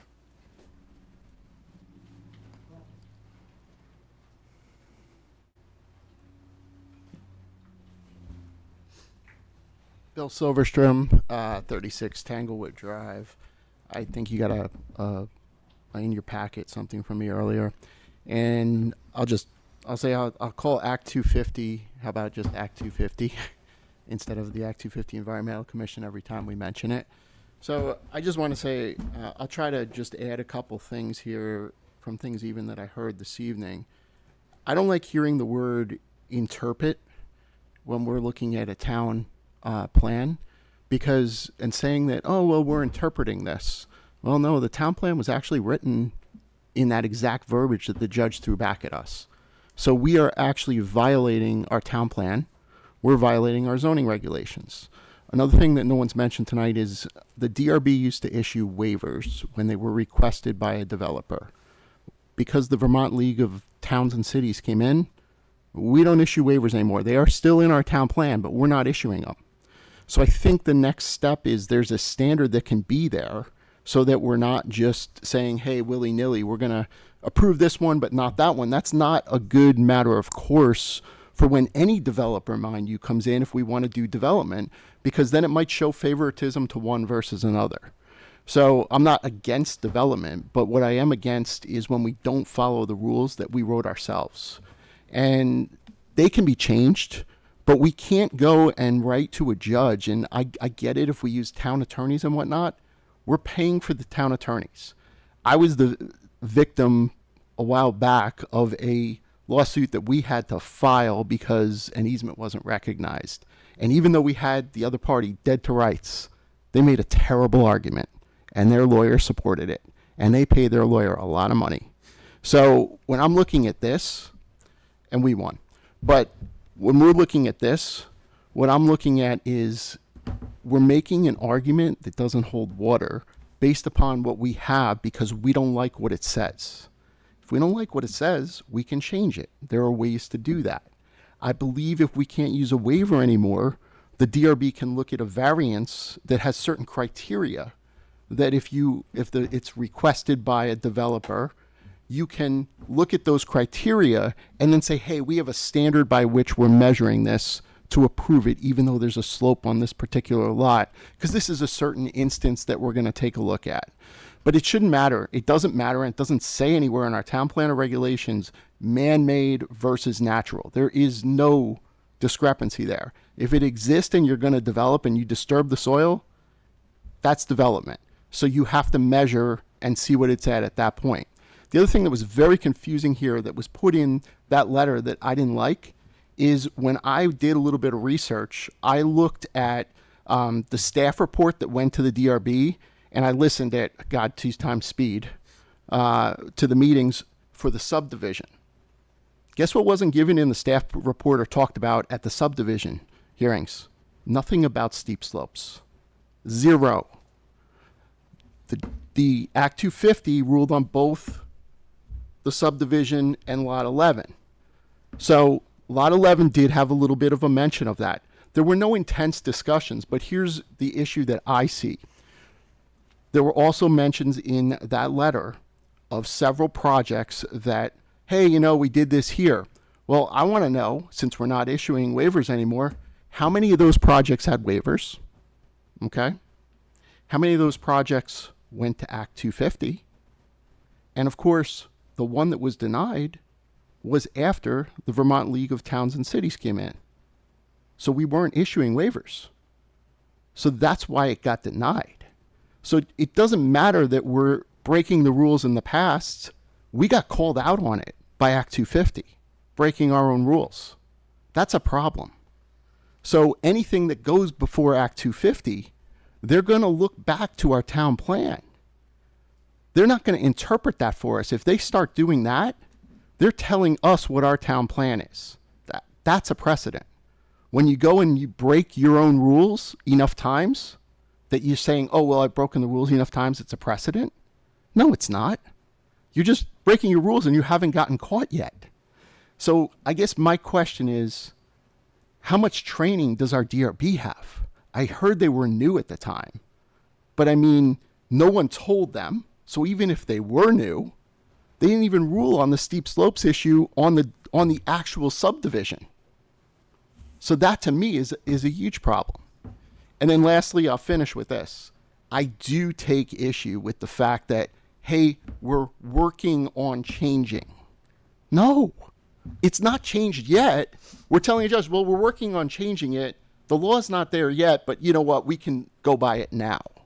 We can't. That's not the way things work. So if that's the culture that's going around, and that's the we that we're getting our information from, and then we're paying money to our town attorneys, I really have an issue with that, because we're supporting an argument that's not winnable. It's a bad argument, and we're calling out the judge when they're looking at how we wrote things ourselves. So that's where I found all of this fell. The last thing I'll say too is, yep, I hear it all the time from any developer. And like I said, you know, if you do good development, it's fine. But if you're saying, hey, you know, there's tons of taxes being paid, well, there can also be a ton of stormwater damage and a ton of stormwater that the town takes on when we take over a road. So then we have to pay for that as taxpayers. That becomes a cost to us. And then lastly, I think someone else said it too. There are ways around this. Thompson Drive can be extended. You know, it doesn't have to go up chemo. There can be other ways to do this, but again, there's other ramifications with that as well. But I don't think a judge is going to upset a town's own town plan and rule, you know, over it and interpret it themselves. And I don't think we should be asking them to do that until we change it. Thank you for your time. Yep. We have someone online that has not spoken yet, and then we'll get you, sir, and then we'll be done with public comment. Lisa or Gil Allen, or both? Yes, it's Lisa Allen, 5 Whitetail Lane, Essex. Just really quickly, can you hear me okay?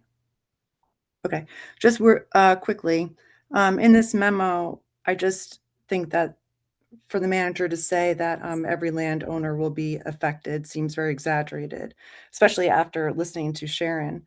And then to direct Essex residents to read the memo on the Town of Essex website, I think is very misleading, and our residents will be misinformed after reading that.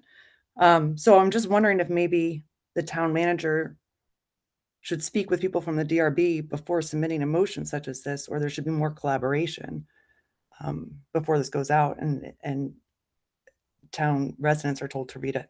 Thank you. Ken?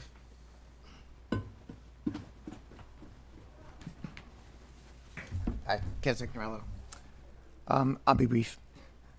I'm a bit concerned about the use of "we" throughout this letter. It's 5 times, and nowhere does it say who we actually is. I know there's some authority given by our charter. Nevertheless, a clarification that by virtue of that authority, I am speaking for the town so that I understand who we is. I just heard earlier that this letter apparently was instigated by a request from Mr. Tentacle. That's what I think I heard him say. And Greg accommodated, so maybe that would have been a reasonable way to say it. Me as representing the town and as requested by Mr. Senecal.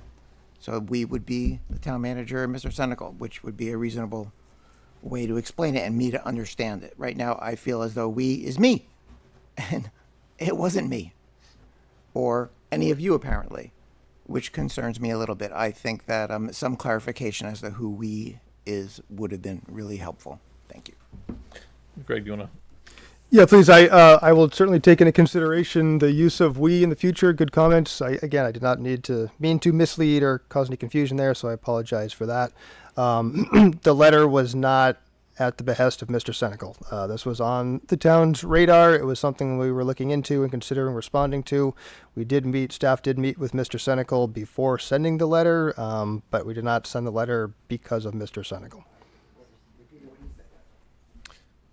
Thank you.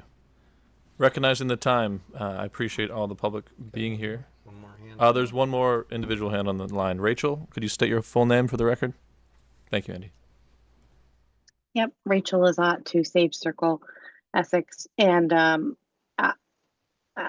struggling with what I want to say, but I guess for brevity, I'll just reiterate that I really was appreciative of the other residents that spoke, especially Sharon and Anne and Lorraine and Dwayne for their approach to this. And I would agree with their comments and what they had to say. And I'd also request that the select board direct Greg to rescind the request. And I would also ask that if it's not rescinded, that the select board direct the town and the town manager to defend all of their positions, to defend the Development Review Board's decisions as voraciously as they're defending Mr. Senecal. Thanks. Thank you, Rachel. I'm going to bring it back to the select board. Any further discussion from the members? Not hearing any. We're going to move on to our next item. Item I, discussion about fiscal year 2026 work plans updates. Greg, is this you or is this Karen? This could be me. Really, potentially a pretty brief discussion here. This is started kicking off your strategic planning for the coming year, your annual work plans. As part of that, we wanted to give you updates on the work plans that had been set last year. There's an update on the select board's work plan, along with the departmental work plans. So happy to take any questions about that or any feedback, but really just wanted to get this in front of you and have any discussion that it might foster. Thank you. Over to the members. Kendall. I would greatly appreciate it if the work plans all read high, low, medium. I found it kind of hard to find some of the highs, some of the lows, and mediums because it was split. Some of them were perfectly set up like that. Some of them were kind of all over. That was all. I agree. That was a good point. Yeah, same. Most of them were. I think there was just a few that might not have had that filter on. Andy. I just want to compliment staff on the amount of work that's going on right now. We've got a lot of new plans that are coming to us that I'm sure we'll be reviewing as we go forward here with a lot of recommended actions, and it's I don't know, I think it's pretty impressive, as I said, the number of plans that are coming in that are going to feed all the work we do in the coming years. So thank you for the work you do. Yeah. Well said. I'll ditto what Andy said in that regard.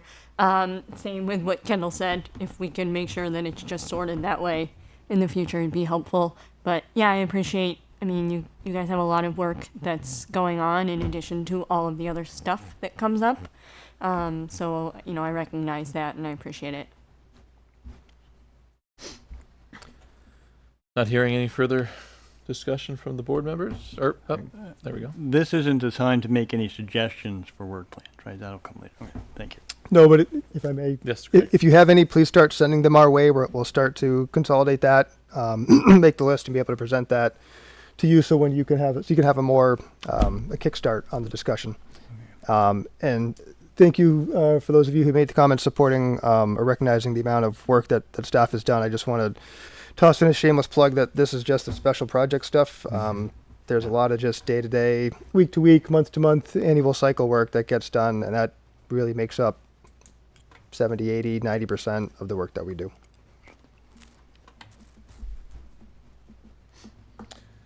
Opening for public comment on the work plans.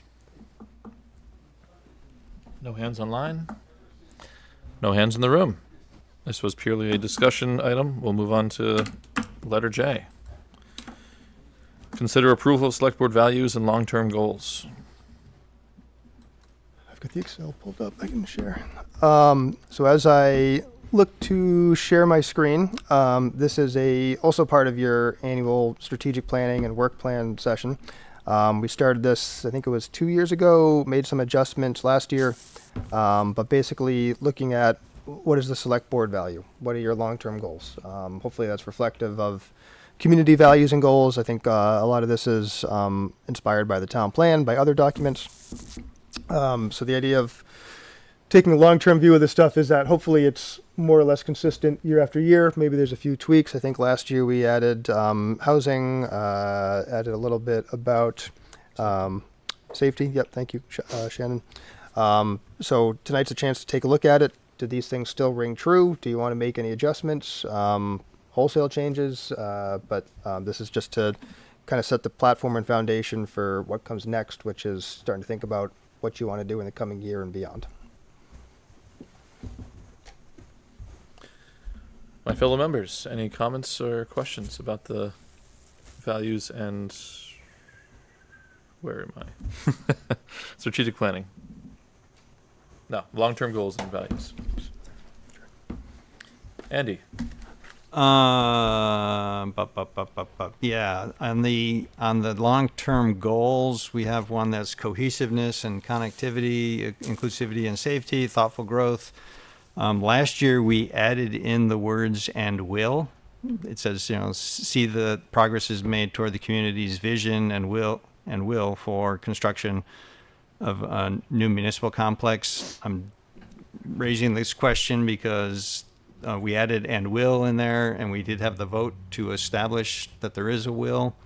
I'm wondering whether we should take those out or whether that still is relevant, given that we need to decide what comes 2 years from now when we have that other plan. So I bring that for discussion. I'm not asking that we remove that. I'm just... Yeah, I think it's a good point. I think it's because this will go in phases. I think it's still relevant, right? We're going to continue to get public comment and hear from folks about, what is the next stage beyond this. So I think it's fair to leave it in. I'm good with that. I just wanted to bring that up because it was something that we had added last year for a specific purpose, and I think it is still relevant too. Yep. So beyond that, I'm happy with both the values and the goals, and as they are. Thank you both. Yeah. I just had a question on the long-term goals. There's a portion that's crossed out on the second to last bottom one. Is this a working document, or was that taken out last year? Yes. Why is it still on there then? We're just showing how it changed from last year. Okay. I'm sorry, from 2 years ago to last year to see if we're going to change it to this year. There's a clean copy there. Thank you. Ethan. I have a concern with accountability. If the select board's not going to take accountability for, holding true to the select board government form of council, I think we should take out the words, the town officials say they will do and then do it, because the select board is supposed to represent the town of Essex and field all and any per se disappointments, or if somebody is ridiculing the town manager about the word "we" when he's the manager of Essex, and that means Essex, clearly. I think that it's hard to say that we're accountable when we're deflecting onto our manager. When we are the boss, you are responsible as the chair to be accountable for the actions of this community. That is the number one seat in this community. So if we can't be accountable and we're going to deflect, I think we should remove that language. Otherwise, we need to reevaluate our values and understand them better. But those are my comments. Thank you, Ethan. Appreciate your comments. Andy. I'm not sure I understand what we've deflected or what we're not. Well, first of all, public comment should be directed to the chair of the select board. So when the chair of the select board is deflecting the word "we" to the town manager, when a letter's written on behalf of the town of Essex, I think it's pretty clear that he's referencing the town manager and "we" Essex as a whole. So I'm just saying, I don't think you can keep words like accountability in your select board values if you can't hold true to them. Andy. I think the person who runs the meeting, the chair, has the I don't know if authority is the right word, can make the choice to ask the manager a question during a meeting. So I don't think anything During a public trial. Andy has the floor. Okay. You won't quiet down. I don't think Ethan, I will quiet you down. That's Andy fine. has the floor. so. Yeah, Kick me out. You're right. You're the only one that's authorized to interrupt me. So yeah, thanks. So no, I don't think the chair has the I'm not thinking of the word. Authority is not the right one. It's the run the meeting in the way they see fit. Robert's rules is a guideline for us. It's not a strict rule thing, and I totally think that the chair has the option of asking for help from staff.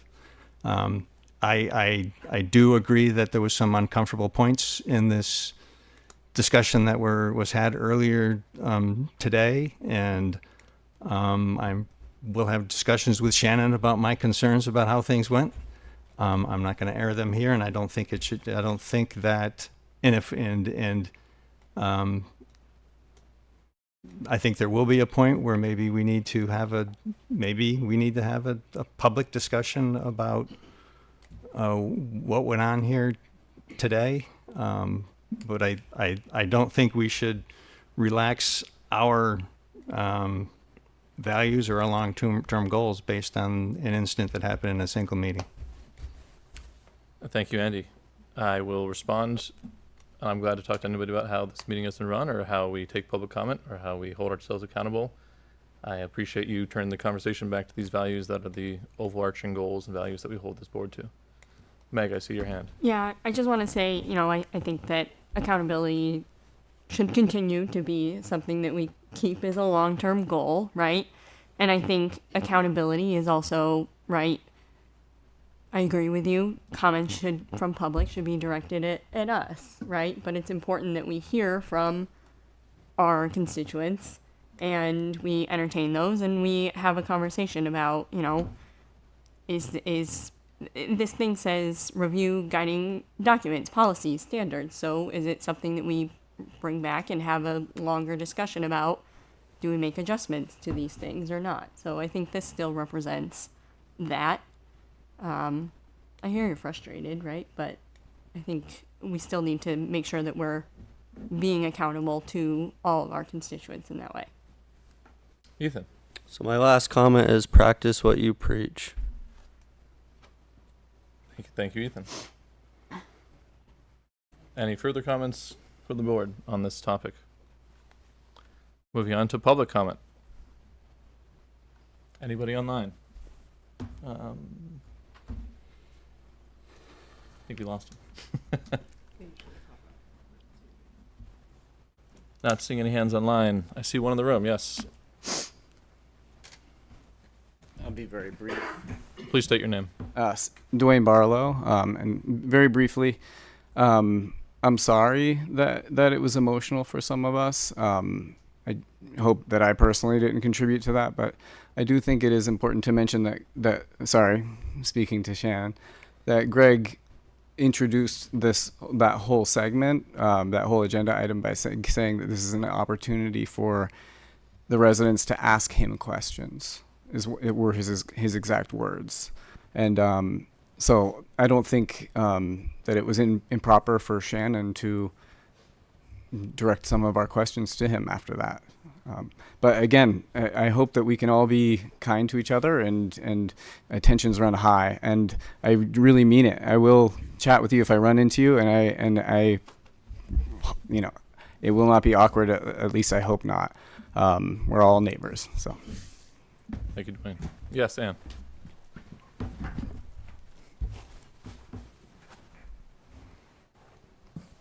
Ann Miller, 60 Sydney Drive, Essex. I just wanted to say, to echo Dwayne's comments, that I have lived and breathed this development for quite a long time, and I know a lot of the details about it. And at the same time, if I have a strong opinion about it, it's not personal. And if I've offended anyone in my comments today, I apologize. So thank you. Thank you for your comment. Cheryl, please come forward.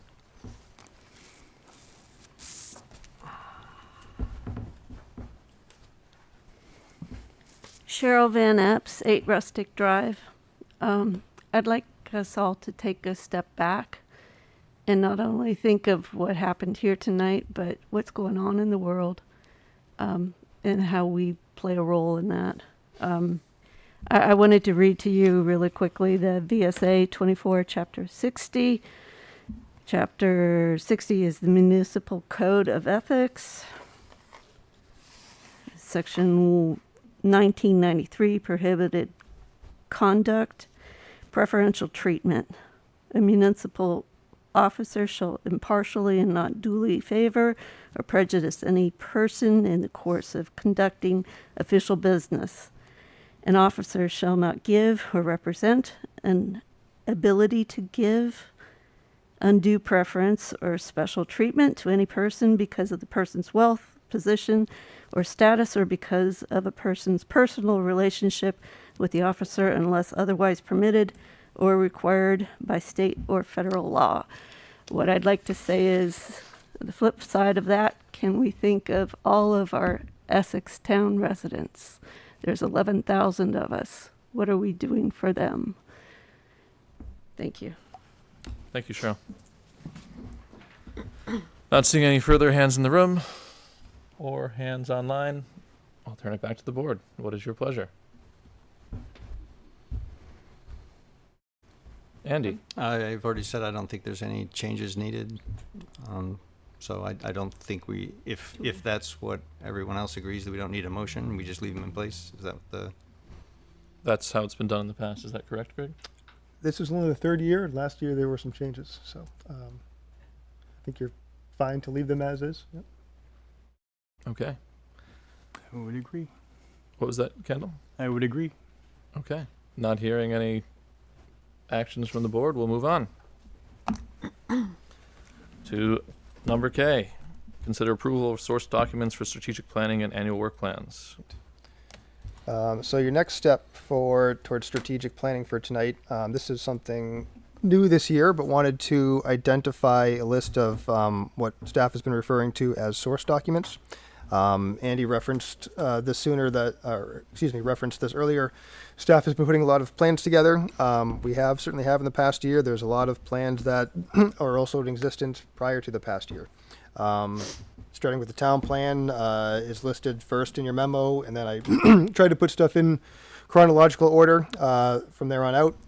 Indian Brook, Saxon Hill Forest Management Plans, Saxon Hill Vision Framework, ETC Next, Town Center Master Plan. I won't list them all because there's 21 in there, but we have a really good list of resources that can provide us work plans, provide us direction. A lot of them stem from the town plan and are reflections of what's in the town plan, work that's been done in accordance with the town plan. but wanted to present you with a list of items that we use to do our work that you can use to do your work. Happy to take any feedback on the list of items that are there. If there's any that don't make sense for some reason, we can talk about taking them out. If there's anything that's missing, we could remove those. For instance, fiscal year 27 budget, I forgot to include, but are there other documents, other types of things in there that you want to point to for when staff is putting together our work plans for the coming year? Turning back to the board. Meg. This might be a dumb question, but I'm assuming that any required new state statute or anything like that is also just implied in these. Okay. It was to me, but okay. Yep. Always risky to have implied. Kendall. I was curious how much town input was in the Indian Brook Reservoir Dam potential failure mode analysis risk assessment. Was that primarily the state, or did the town have a lot to do with that? I believe, and you might keep me honest here, Karen, I believe that came from the state. Every year or two, we'll do an inspection on high-risk dams. A few years ago, that assessment showed that the Indian Brook Dam is in poor condition and it's high risk, which means that if it goes, it can cause a severe amount of damage downstream. It's not imminent. It's not going to blow up tonight or something like that. But it is a report that came out of that. Once it got that assessment, I think it was staff working with the state that put together a more in-depth analysis. And that has led to what's going to be an even more in-depth analysis of what we do to make those improvements to get that dam back up to an acceptable condition. And please, if I missed anything, correct me. Yeah. I think the only thing I'll add is my understanding of the document that's referenced is it was commanded by the state of a consultant that we now have under contract to perform the full assessment. So it's essentially the groundwork and lays out, these are the 12 steps. We have the first 8 or so under contract. After that, we'll need to make some further changes. So it's not just the assessment that's happening this summer. I think that's the nod toward it. Okay. Thank you.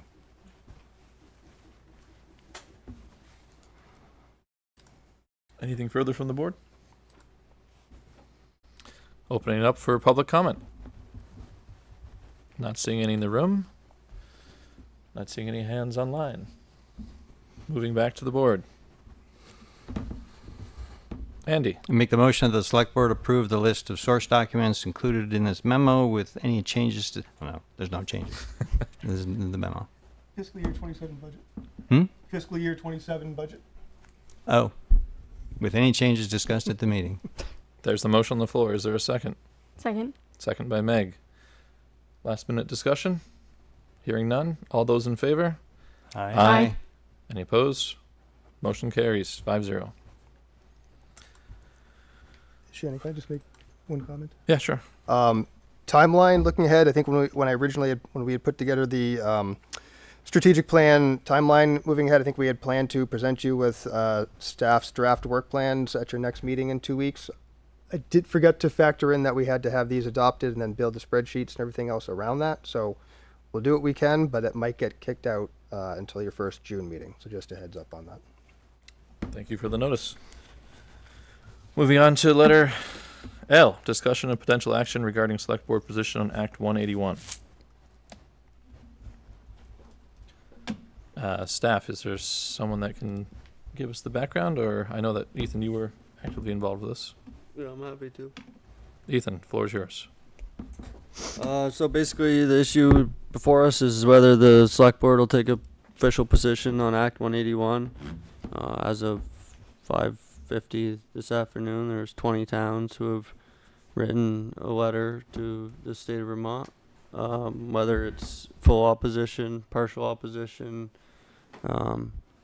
There's been many select boards and towns to have voiced those same concerns. There's a Google Drive that's linked. It's actually a tiny URL, but it goes to a Google Drive, and you can see the 20 towns in the letters that they wrote. I thought it was important to Essex specifically because we voted twice to not approve Tier 1B. And I think it's also just as important for the tier 2, tier 3 and the road rule. So I would be more than happy to find support for 1 or 3 or 2 or any of the tiers or none. But I don't want to waste all night. So if there's no support, that's fine and we can move on. Thank you for laying that out there. Questions and discussion from the select board. Meg. I'm just curious, with this being something that's continually evolving and there's additional discussion about these things, kind of what problem does this solve, maybe is the question? Ethan? Yeah, so right now, I don't know if you've been following the case, but right now, 252 is back, and there hasn't been any formal changes that have been voted through in final passage. The committee has voted out changes, but as of yesterday, they were working on new tools that are basically going to be a group of people like the Land Use Review Board who are going to study all of the things that they're taking out of the bill and then enforcing. But the problem is there's no tier 3 mappage, there's no tier 2 mappage. So if you look at the rules that they've written in there, they're basing rules on land that doesn't exist, which is essentially problem. We don't have as much land in Essex that falls under these qualifications because yes, we have prime tier 1B areas, but you do have rural areas in Essex. I know people don't like me to use the word rural in Essex because we have 10,000 people, but there's jurisdictional land in Essex that will fall under these regulations. For one, the road rule, 850 feet, that applies to all. That is not privy to agriculture. So agricultural access roads, subdivisions, you name it. I mean, how many people do you drive by on a dirt road and you see their driveway, it's longer than 850 feet? Those aren't allowed anymore. Tier 3 is attacking ski slopes. So if you like to go to ski resorts and our neighboring town of Cambridge. So I think the problem is right now is they've created Act 181 and then they have also I'm really drawing a blank if it's 252 or 352. 325. Sorry, I'm mixing my numbers up today. But the bill defines how they want to see Vermont in 30 years, but doesn't define the realisticness of how to get there.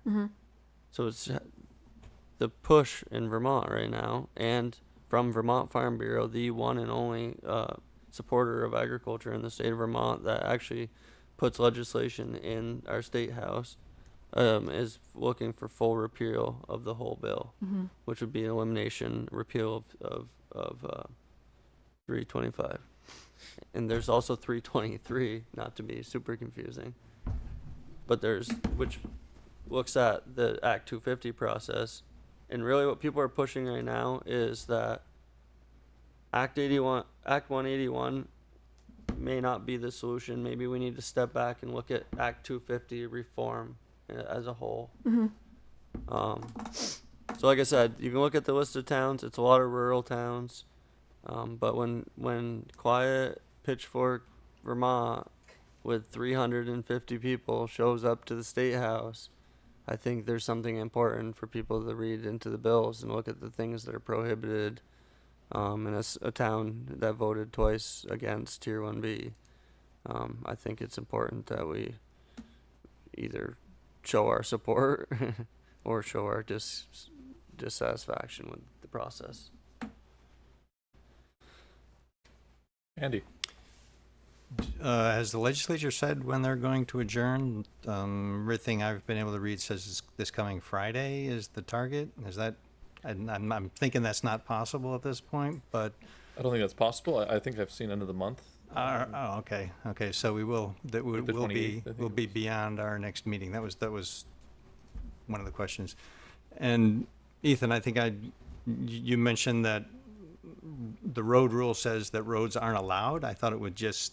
Was my understanding that it adds an additional Act 250 review with regard to looking at wildlife corridors and those sorts of things, and forest fragmentation, and so it's an additional Act 250 review. It's not that it disallows roads that length. The thing that the one where I see it impacts us is connecting Thompson Drive and Chemo Drive. That would have an additional Act 250 review, because that connection will be will be long, and it'll trigger that. So that's if we were going to have a concern, that's a concern possibly.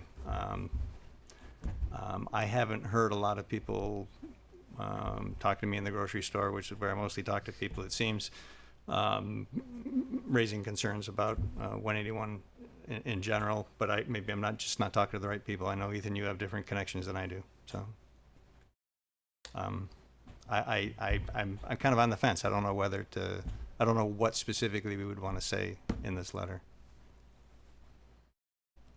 Thank you, Andy. Kendall. I support Ethan 100%. I think this is the worst thing the state's ever done. They're trying to protect critical natural resources when they let them put windmills on top of mountains, and ski resorts can do whatever they want. They won't let a sugar maker extend his road to tap new trees. So I think they should repeal it. And it will affect people in Essex, not just the Chemo Drive. Yeah. So that's my 2 cents. Any further comments from the board? Moving on to public comment. Any hands online? Lorraine, please come forward. Hopefully real quick. I know it's late.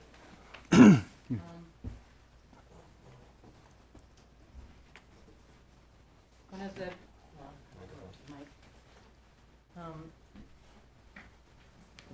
Thank you, Ethan, for bringing this to the attention. Now, I don't know if a lot of people know what's been going on, but I personally think it's poorly crafted, and the whole thing should be repealed, and we need to revisit everything in terms of mapping out the lands that we have. And my personal experience here in terms of the 1B, because I live right across from Sunset, I'm in prime, I'm in the Golden Triangle, so my land, we have 7 acres, would be prime developable. We're in high density residential. Thank you. Tired.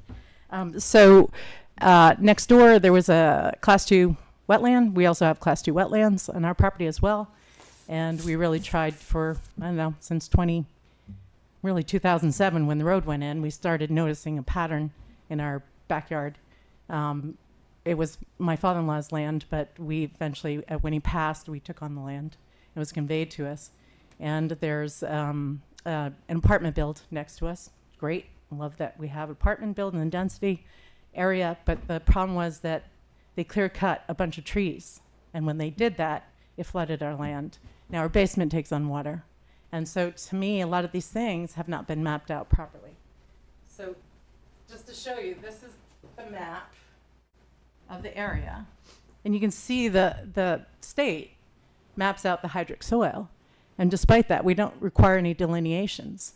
And there was definitely trees that are clear cut and gone, and in Class 2. This is what happened to our backyard. That was my wedding party 10 years ago. This happened in 4 years' time. I can tell you the exact date when it happened because I posted on Facebook. So we're not really doing what we're supposed to be doing properly. We don't have the proper oversights. The state doesn't either. This largely happened when it was during COVID, and they couldn't get staff out there. Staff wasn't really of help either. And so now I'm stuck with land that we can't develop. We had reached out to CHD at one point because of where we're located and wanted to do some residentials there. That's not going to happen. So I just want to, there are unintended consequences. So I appreciate, Ethan, that you bring this to the table, because we need to go back to the table. We need to use the maps. We need to use the soils. Topography is very important, despite what some people say in the room. And I would appreciate that if we do unify our voices and just push back on legislation to say, we need to go back to the table again. Thanks. Thank you, Lorraine, and thank you for the visuals. You're welcome. Any further comment in the room? Nothing online? Coming back to the, oh yes, sorry, Irene, I didn't see you.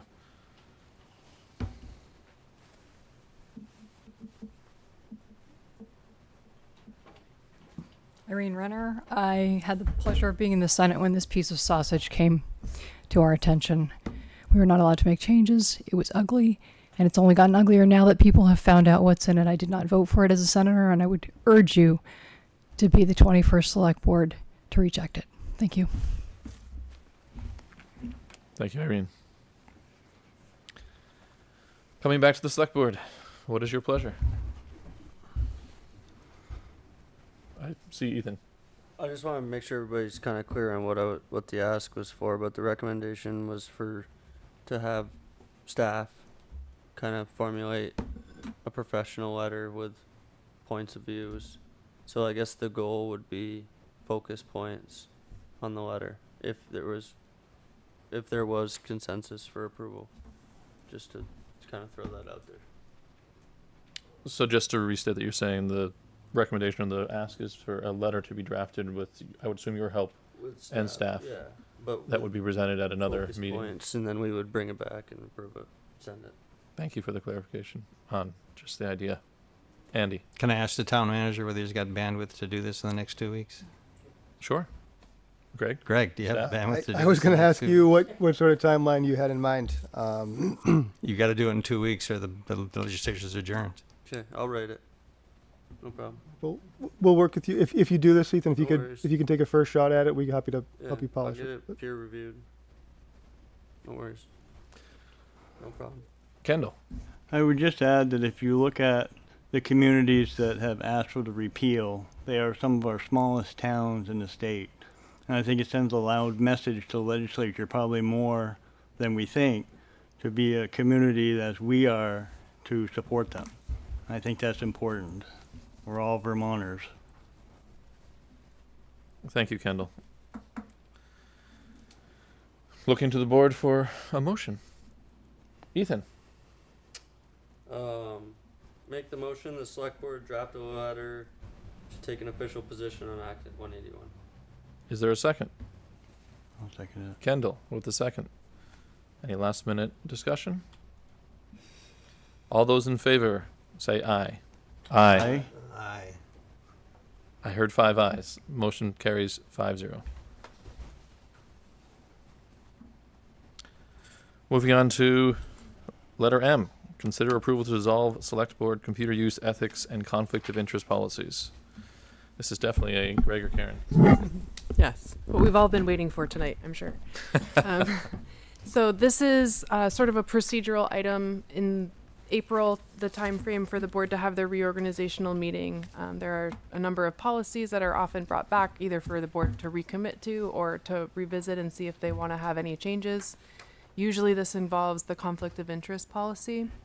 This time, as we're reviewing that, we also have an ethics ordinance, and that basically sets what is a conflict of interest for municipal officials through the statewide municipal code of ethics. So there's areas where there are conflicts between the conflict of interest policy and the statewide code. So staff went through and looked at what those departures are and what value they may add to Essex. Essentially what they add are a lot of confusion, right? So in the memo, I use an example of if there was someone who would like to make a complaint and would like for there to be an investigation of whether a conflict of interest was either honored or not honored, there are 3 different possibilities for how to conduct that investigation. So I have been designated as the ethics liaison officer under our code of ethics ordinance. So there's a process I would need to follow. There is also a process in the conflict of interest policy that asks the chair to follow a process. And then there's a investigation process in the ethics policy that states any complaint against an elected official shall be directed to the elected official. So what I'm proposing is the conflict of interest and ethics policies be dissolved to add clarity to the process. There are a couple of things that are dissolved along with that are unique. And so Andy had asked me about this, so please keep me honest, Andy. But there are a couple of areas that speak to board behavior, if you will, that I'll speak to in the computer piece, but that really have either been superseded by other documents or are really a challenge to try to understand how to apply. So for example, One of the statements in there is about the use of town devices during meetings, or personal devices. What can be used in a meeting to support conversation or to support research, or what those things are. There's a lot of conflict in our documents about what that looks like, and ultimately it's unclear who is enforcing that. So the areas that are to be lost in staff's perspective are not key pieces of the process and would add confusion should there ever be complaints or things that are asked for staff to review from an ethics or conflict of interest angle. So I'll pause there. There is a select board computer use piece that I'll get into in just a second. Thank you. Turning it over to the board. Questions on this portion? I'd like to hear from Andy. I would like to hear from you at what. Well, that was the computer use one, which we haven't covered yet, right? Oh, okay. Or is it no? But I wanted to ask a question about the ethics thing, because the state has done to itself what we hate them doing to us, and that they made a mandate and then didn't fund it. So there's nobody on the receiving end of the process that you have to follow for ethics. The state didn't fund anybody to receive those complaints or help you with them or do anything. So that doesn't make the rules that we need to follow any different, but it's just perplexing to delete our policies in favor of theirs when it doesn't work.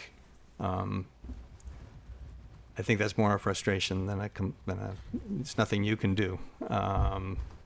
So beyond that, I agree. There's no sense having redundant documents, and I'm okay with going with the state-based ones. So. Thank you, Andy. I guess just a question, and maybe we'll get into this about, are we we can't revise the state policy, right? So are there things that would be missing that we want to keep? And is there a place to put that information, I guess? Does that make sense? Sure, if I may respond. Yeah. I think what I'm sharing is in staff's perspective, there's not. Okay. That could certainly be, received differently by you all, and we would support drafting edits or minimizing the existing policies to reduce areas of overlap if that was the will of the board. Yep. The main challenge, just in case I didn't hit this perfectly earlier, is there's 3 different definitions of conflict of interest, right, which is the real problem. Yeah. So we're not sure what standard we're holding folks to, and then how to do that. That's my concern. Yep. Andy. You just reminded me of one difference that our policy for recusal specifically says that the individual has to leave the room, whereas the state one is more ambiguous. It just says they cannot participate, and so I don't know if that means they can sit in the audience. We explicitly wanted people to leave the room so that even facial expressions couldn't affect what's going on in the room. So I don't know if folks have concerns with that. We could, I guess, put it in our, or maybe it is in our orderly conduct of business, which you're not talking about getting rid of, right? I was not. Yeah. That's a good flag. But that's I don't know. That's a discussion we could have. When we recuse, do we want people to leave the room? It's a little awkward to ask somebody to leave a public meeting. Yeah, no. We always had to. I understand. Yeah, but I totally understand the if you're in the back of the room making faces and people are you can communicate.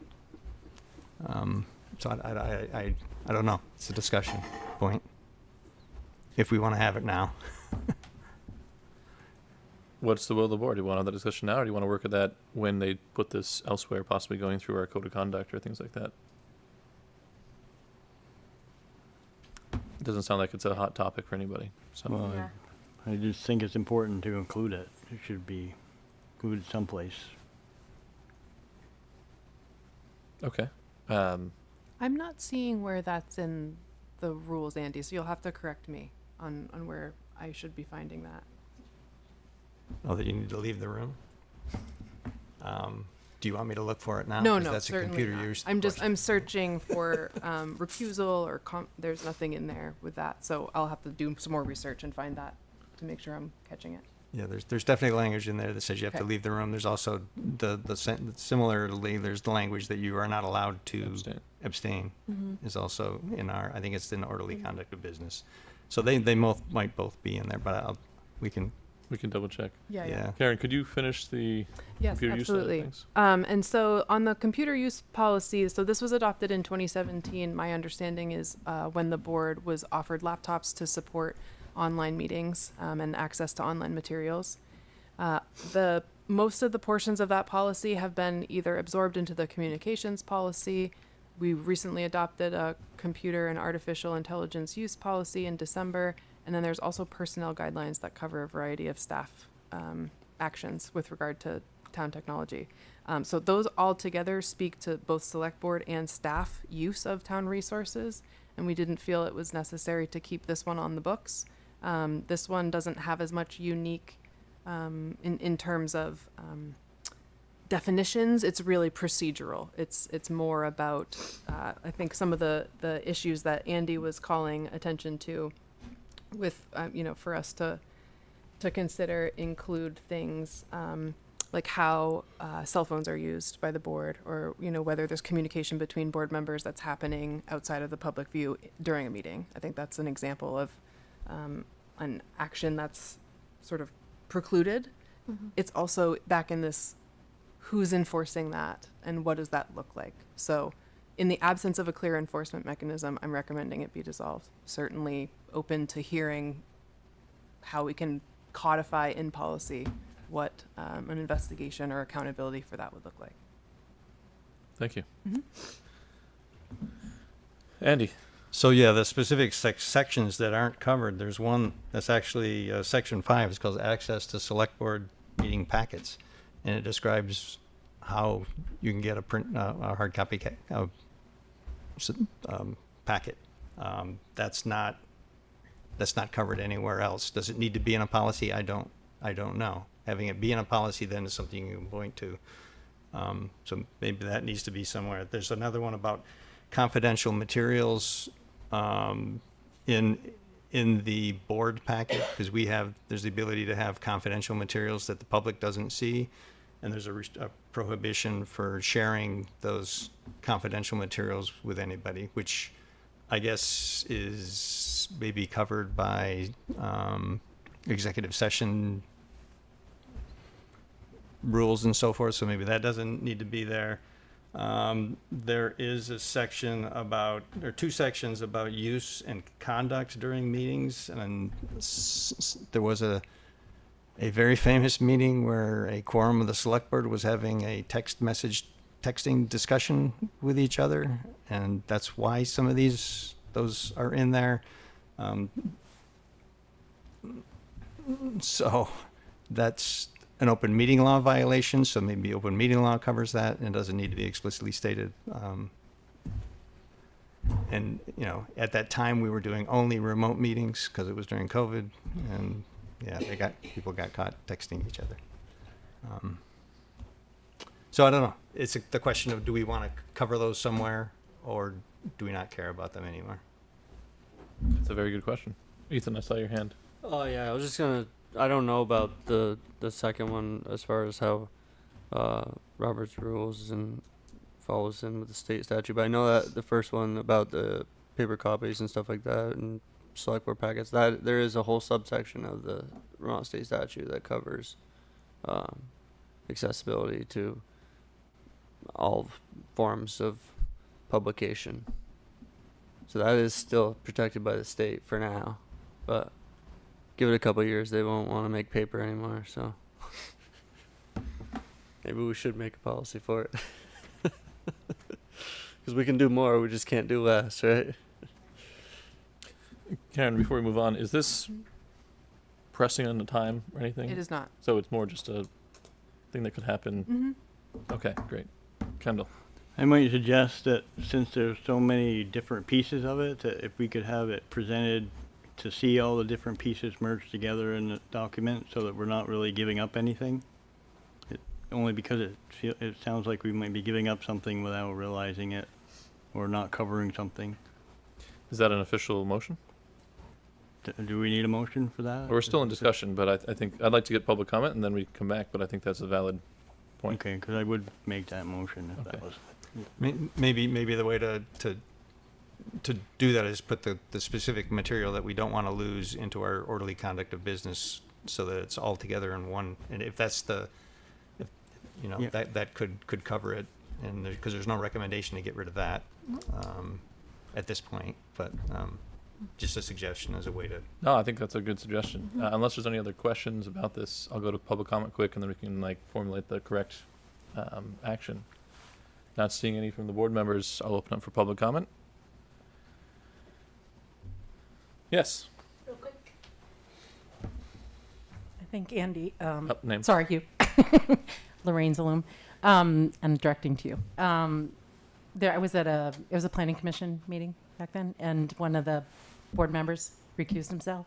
And so I think the policy still sits in the DRB policy for having to leave the room. And it was weird because that thing that they were ruling on, he recused himself and they wanted him to leave the room, but it affected him. So he wanted to speak as a public member.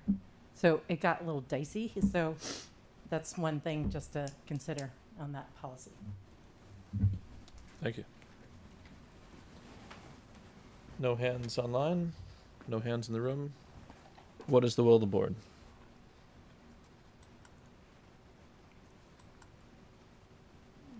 Make 'em- Karen with our concerns, and let's bring it back to the next meeting. Or a future meeting. That sounds Or a good. future meeting. Yeah. Do you need an official motion or can we just direct you like that? That's perfectly fine. I'll note that in the packet is a copy of all the individual policies, so I don't have a sort of collated version of here's all the unique sections of each. But if there's a specific section you want me to look at, that's fine. Send me the section. You don't have to wordsmith for me. I'm happy to do some legwork. I'll just need some guidance. Great. Moving on. Before we get to executive session, I'll go to board comments. Board member comments. Okay, this is about Ethan. all I got a couple. Included in the reading file this meeting is a little bit different, but I thought it was important to share the minutes from the Chittenden County Regional Planning Commission. They don't approve their minutes till the next meeting like we do, so their minutes are a month behind, but I got to attend 2 months worth of meetings. So this is the first, the March 18th, and then after their next meeting, I'll bring forth the minutes from there. But there's just some interesting things happening on the county level. It's just something I never really paid attention to before I became the alternate. So I think I know especially in April, there's a really cool policy about having information accessible in I think it's I almost speak wrong, but I think it's 21 languages. There's going to be like 5 that are primary, but then they'll have a simple version of all the other languages. So that was really cool, something to come along. And then just multiple town plans being approved by the county is pretty cool. I want to comment on Arbor Day. Just the good work from Conservation and Trails Committee, and then about our Tree City USA recognition. I think that's huge that we got that back, and I want to thank Stephen Dowd for his service to the Conservation and Trails Committee over the years. Thank you, Ethan. Kendall. I wanted to note the positive review of the dog hearing that we had. The letter actually sounds like good news from my perspective. Thank you for highlighting that. Meg? Yeah, I had a comment. I appreciate the notes from the planning commission, the regional planning commission. And I'm this is just a question, has Essex ever considered EV chargers? Do we know if that's a thing that's been discussed? Board member comments aren't responded to. Oh, right. But we can get back Sorry. to that another time. Anything else? No, I agree. It was nice to see the Tree City designation. That was great. Thank you. I didn't hear what Megan said. Sorry, I was just said that it was nice to see the Tree City designation. Yeah, I didn't hear the first one. Oh, about the EV in the Regional Planning Commission notes, there was conversation about electric vehicles, and I had asked a question Oh. about whether or not that was something we had considered, but. Okay. I'll just add as a reminder that this Saturday, my friend here and I will be at the Leo & Co. 10 to noon for a Coffees with Committees. Hope to have many committee chairs and vice chairs coming to speak with us about what's on their mind. At this time, not seeing any other hands from the board, I'll entertain some motions for executive session. Andy. I move that the select board make the specific finding that general public knowledge of pending or probable civil litigation or prosecution to which the public body is or may be a party would place the town at a substantial disadvantage. Thank you, Andy. Is there a second? Second by Ethan. All those in favor? Aye. Aye. Motion carries 5-0. Andy. I move that the select board enter into executive session to discuss pending or probable civil litigation or prosecution to which the public body is or may be a party pursuant to 1 VSA 313A1E to include the town manager and the deputy town manager. Thank you, Andy. Is there a second? Second. Kendall. All those in favor? Aye. Motion carries 5-0. Andy, quickest hand in the West. I move that the select board make the specific finding that general public knowledge of contract discussions would place the town at a substantial disadvantage. Thank you, Andy. Is there a second? Ethan. All those in favor? Aye. Motion carries 5-0. Andy. I move that the select board enter into executive session to discuss contracts pursuant to 1 VSA 313A1A to include the town manager, deputy town manager, and not the public works director. Too late. Okay. Thank you, Andy. Is there a second? Second. Meg. Thank you for the second. All those in favor? Aye. Aye. Motion carries 5-0. We are now in executive session. Will we be coming back? No.